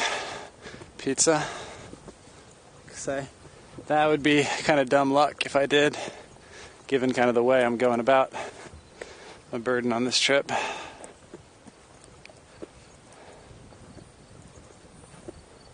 I'd take it if I stumbled on one though.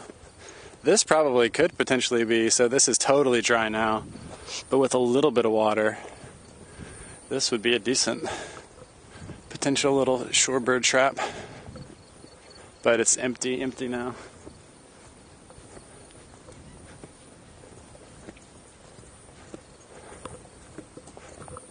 Hang on.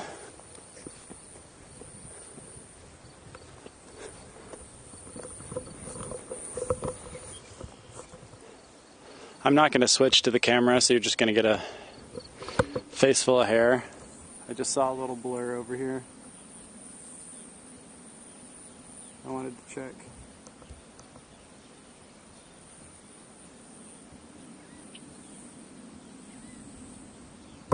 Yeah, it's just a different colored patch of grass. It was kind of dark.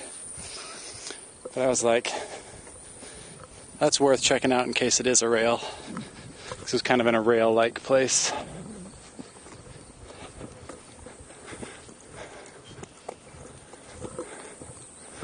So this is where people launch their kayaks, apparently.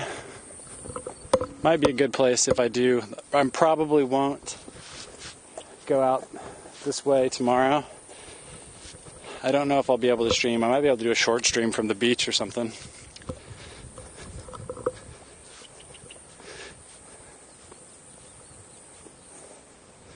Got a little pond over here. I'll peek at it before I head back towards the car.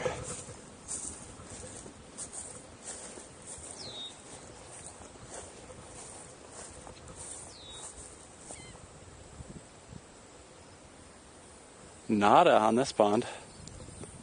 A couple red-winged blackbirds on the edge of it.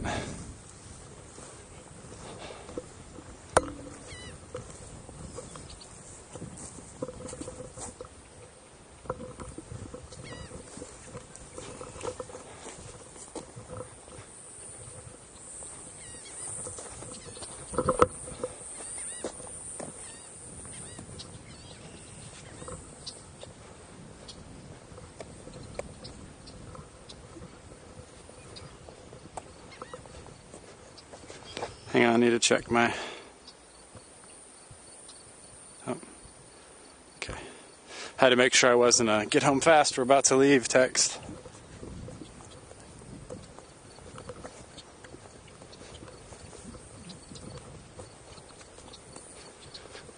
I don't think we really have any plans till the afternoon though.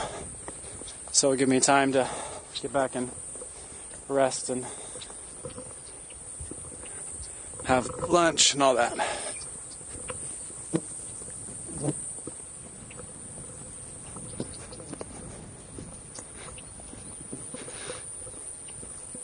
Yeah, I'm curious with the, with it perched on top of my microphone, I can't really get a picture of it.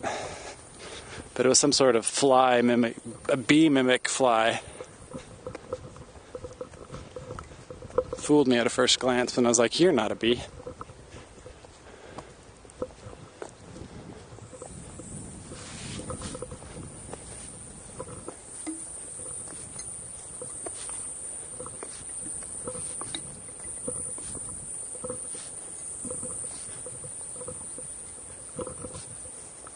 We might get, I'm hearing him, there's a chance we could get our painted bunting as a stream bookmark. First and last bird of stream. That would be pretty cool. Oh, and I meant to mention earlier, I got to see a first 2 days ago. I saw a nighthawk. We got to see the nighthawks flying around, which is how I usually see them. But I got to see a nighthawk not only perched, because I've seen nighthawks perched before, usually perched long ways, like I saw it on a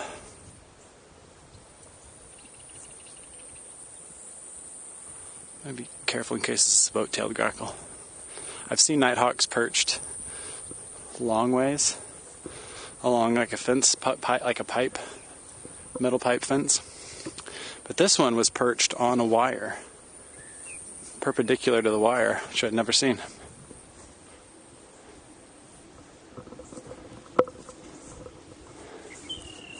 Oh,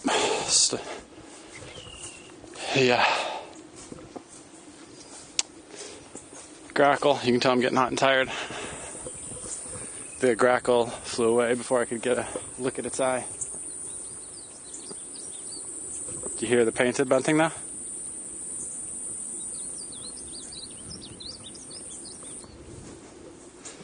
So get the camera ready to try to get that.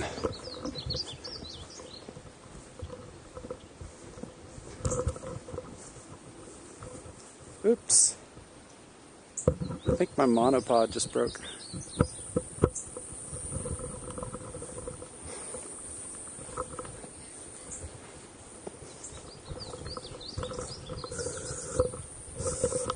I've seen a dead Texas snake. That's it. A stick insect would be great. I meant to check to see if I could potentially get... And can you believe, guys? I totally have not been raising my... I could have had my monopod this high. I had missed a section of my monopod. That would have been helpful. Oh well. My monopod's a little bit hard to operate because it's gotten sand inside it. Anyway, yeah, leafcutter insect, stick insect would be amazing. I was also hoping I might be able to find leafcutter ants down here. I've seen them in San Antonio area, and so I thought they might be here, but I haven't really checked for sightings.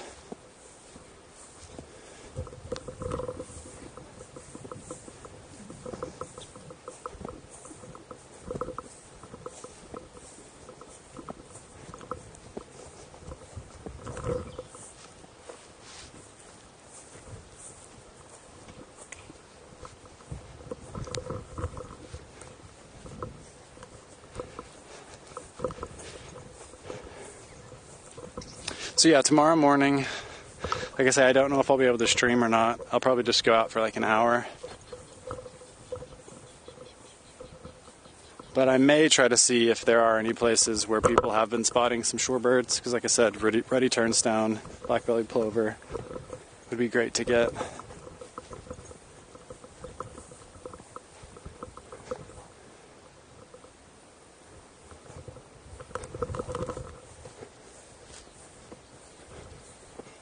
But I've been really, I've had just such a good time, family-wise, with all the fun stuff with kiddos and fam.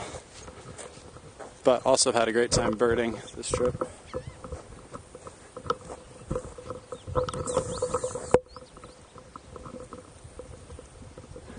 Yeah, it's definitely not ideal time. There have been some sightings in May, but not many. It's pretty much the Willets. A few people seeing some sanderlings too.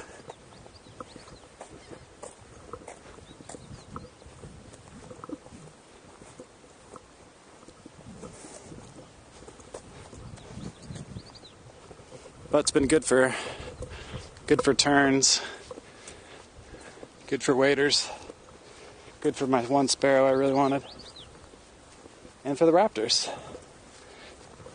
I haven't seen any other raptors other than, I wish I could talk my wife into taking like an hour detour on the way home to see the zone-tailed hawk in southern Oklahoma. There's a pair there. Pretty awesome to have a state record bird be followed by the second bird who is actually breeding.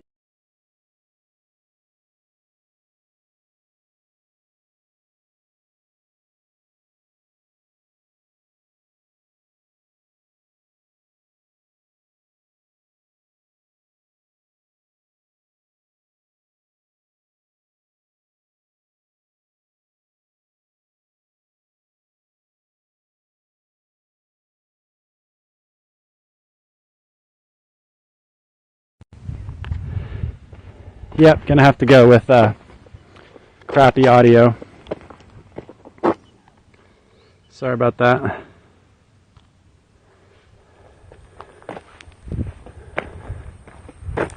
Is the audio okay-ish? Because I could connect the Bluetooth headphones. That might be better, but we're about back to the car. I only have 2 batteries with me on the trip for some reason. Thought I brought all 3, but which I can recharge 1, so I could theoretically have gone probably another hour. But this is when I was needing to quit anyway, so I was just gonna let that battery run down.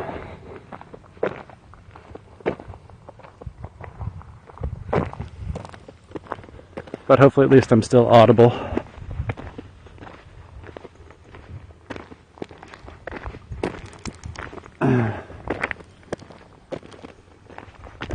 Yeah, I was saying I want to try to, I don't know if I'll be able to talk my wife into taking a 2-hour detour to see the zone-tailed hawk, because like I said, it was really cool last year. I still haven't gone down to see them, but we had a state first zone-tailed hawk in southern Oklahoma by the Wichita Mountains. So first time I've ever seen this bird in the state. People start going down to see it. All of a sudden, oh, there's 2 birds. Oh, they're nesting. So having a state first bird that ends up that year being part of a successful breeding pair is pretty cool. And they returned back this year. So I need to get down there because I was kicking myself for not going last year. And it's only an hour and a half or so, hour and a half, 2 hours from where I live.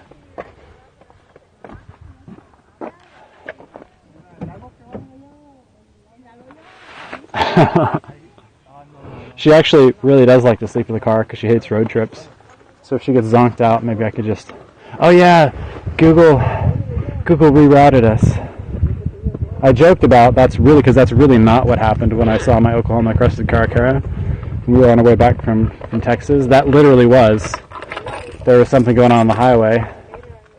Google rerouted us onto a little dirt road, or gravel road.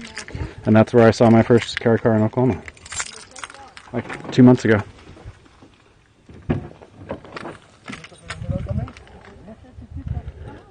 All right, now the car, I'm sure, has had a nice time to get nice and steamy.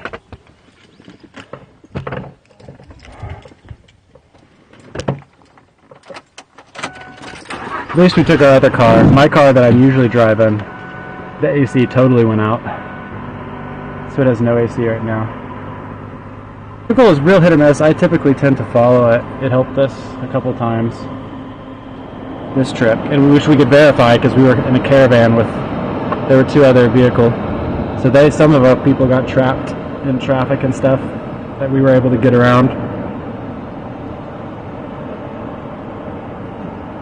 Oh yeah, it's worse in the car right now. Here, I'm gonna take off the. Yeah, I think my monopod.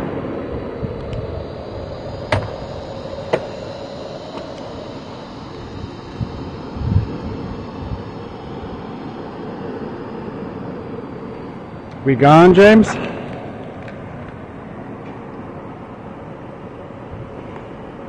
Okay, I'm gonna see if my camera will kind of bounce like this.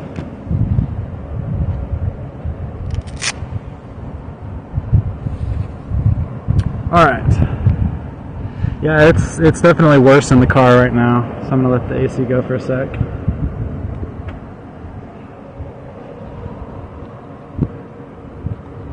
While I figure out who we're gonna raid. Y'all seen anybody else online? That's good raid. I'm still here, and I didn't see it. Like I said, if you want to see a painted bunting, I got one right at the beginning of this stream. So when the VOD goes up, it should be easy to find.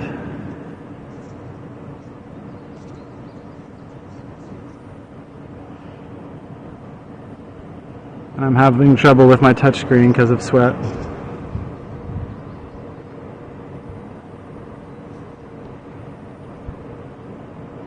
Oh,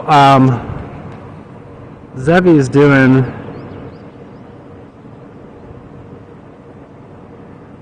we have some bird art.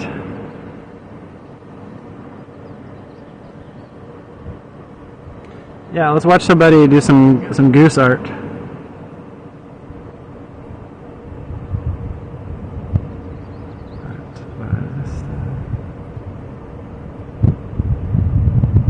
Art by Zvesta. Let's try that out.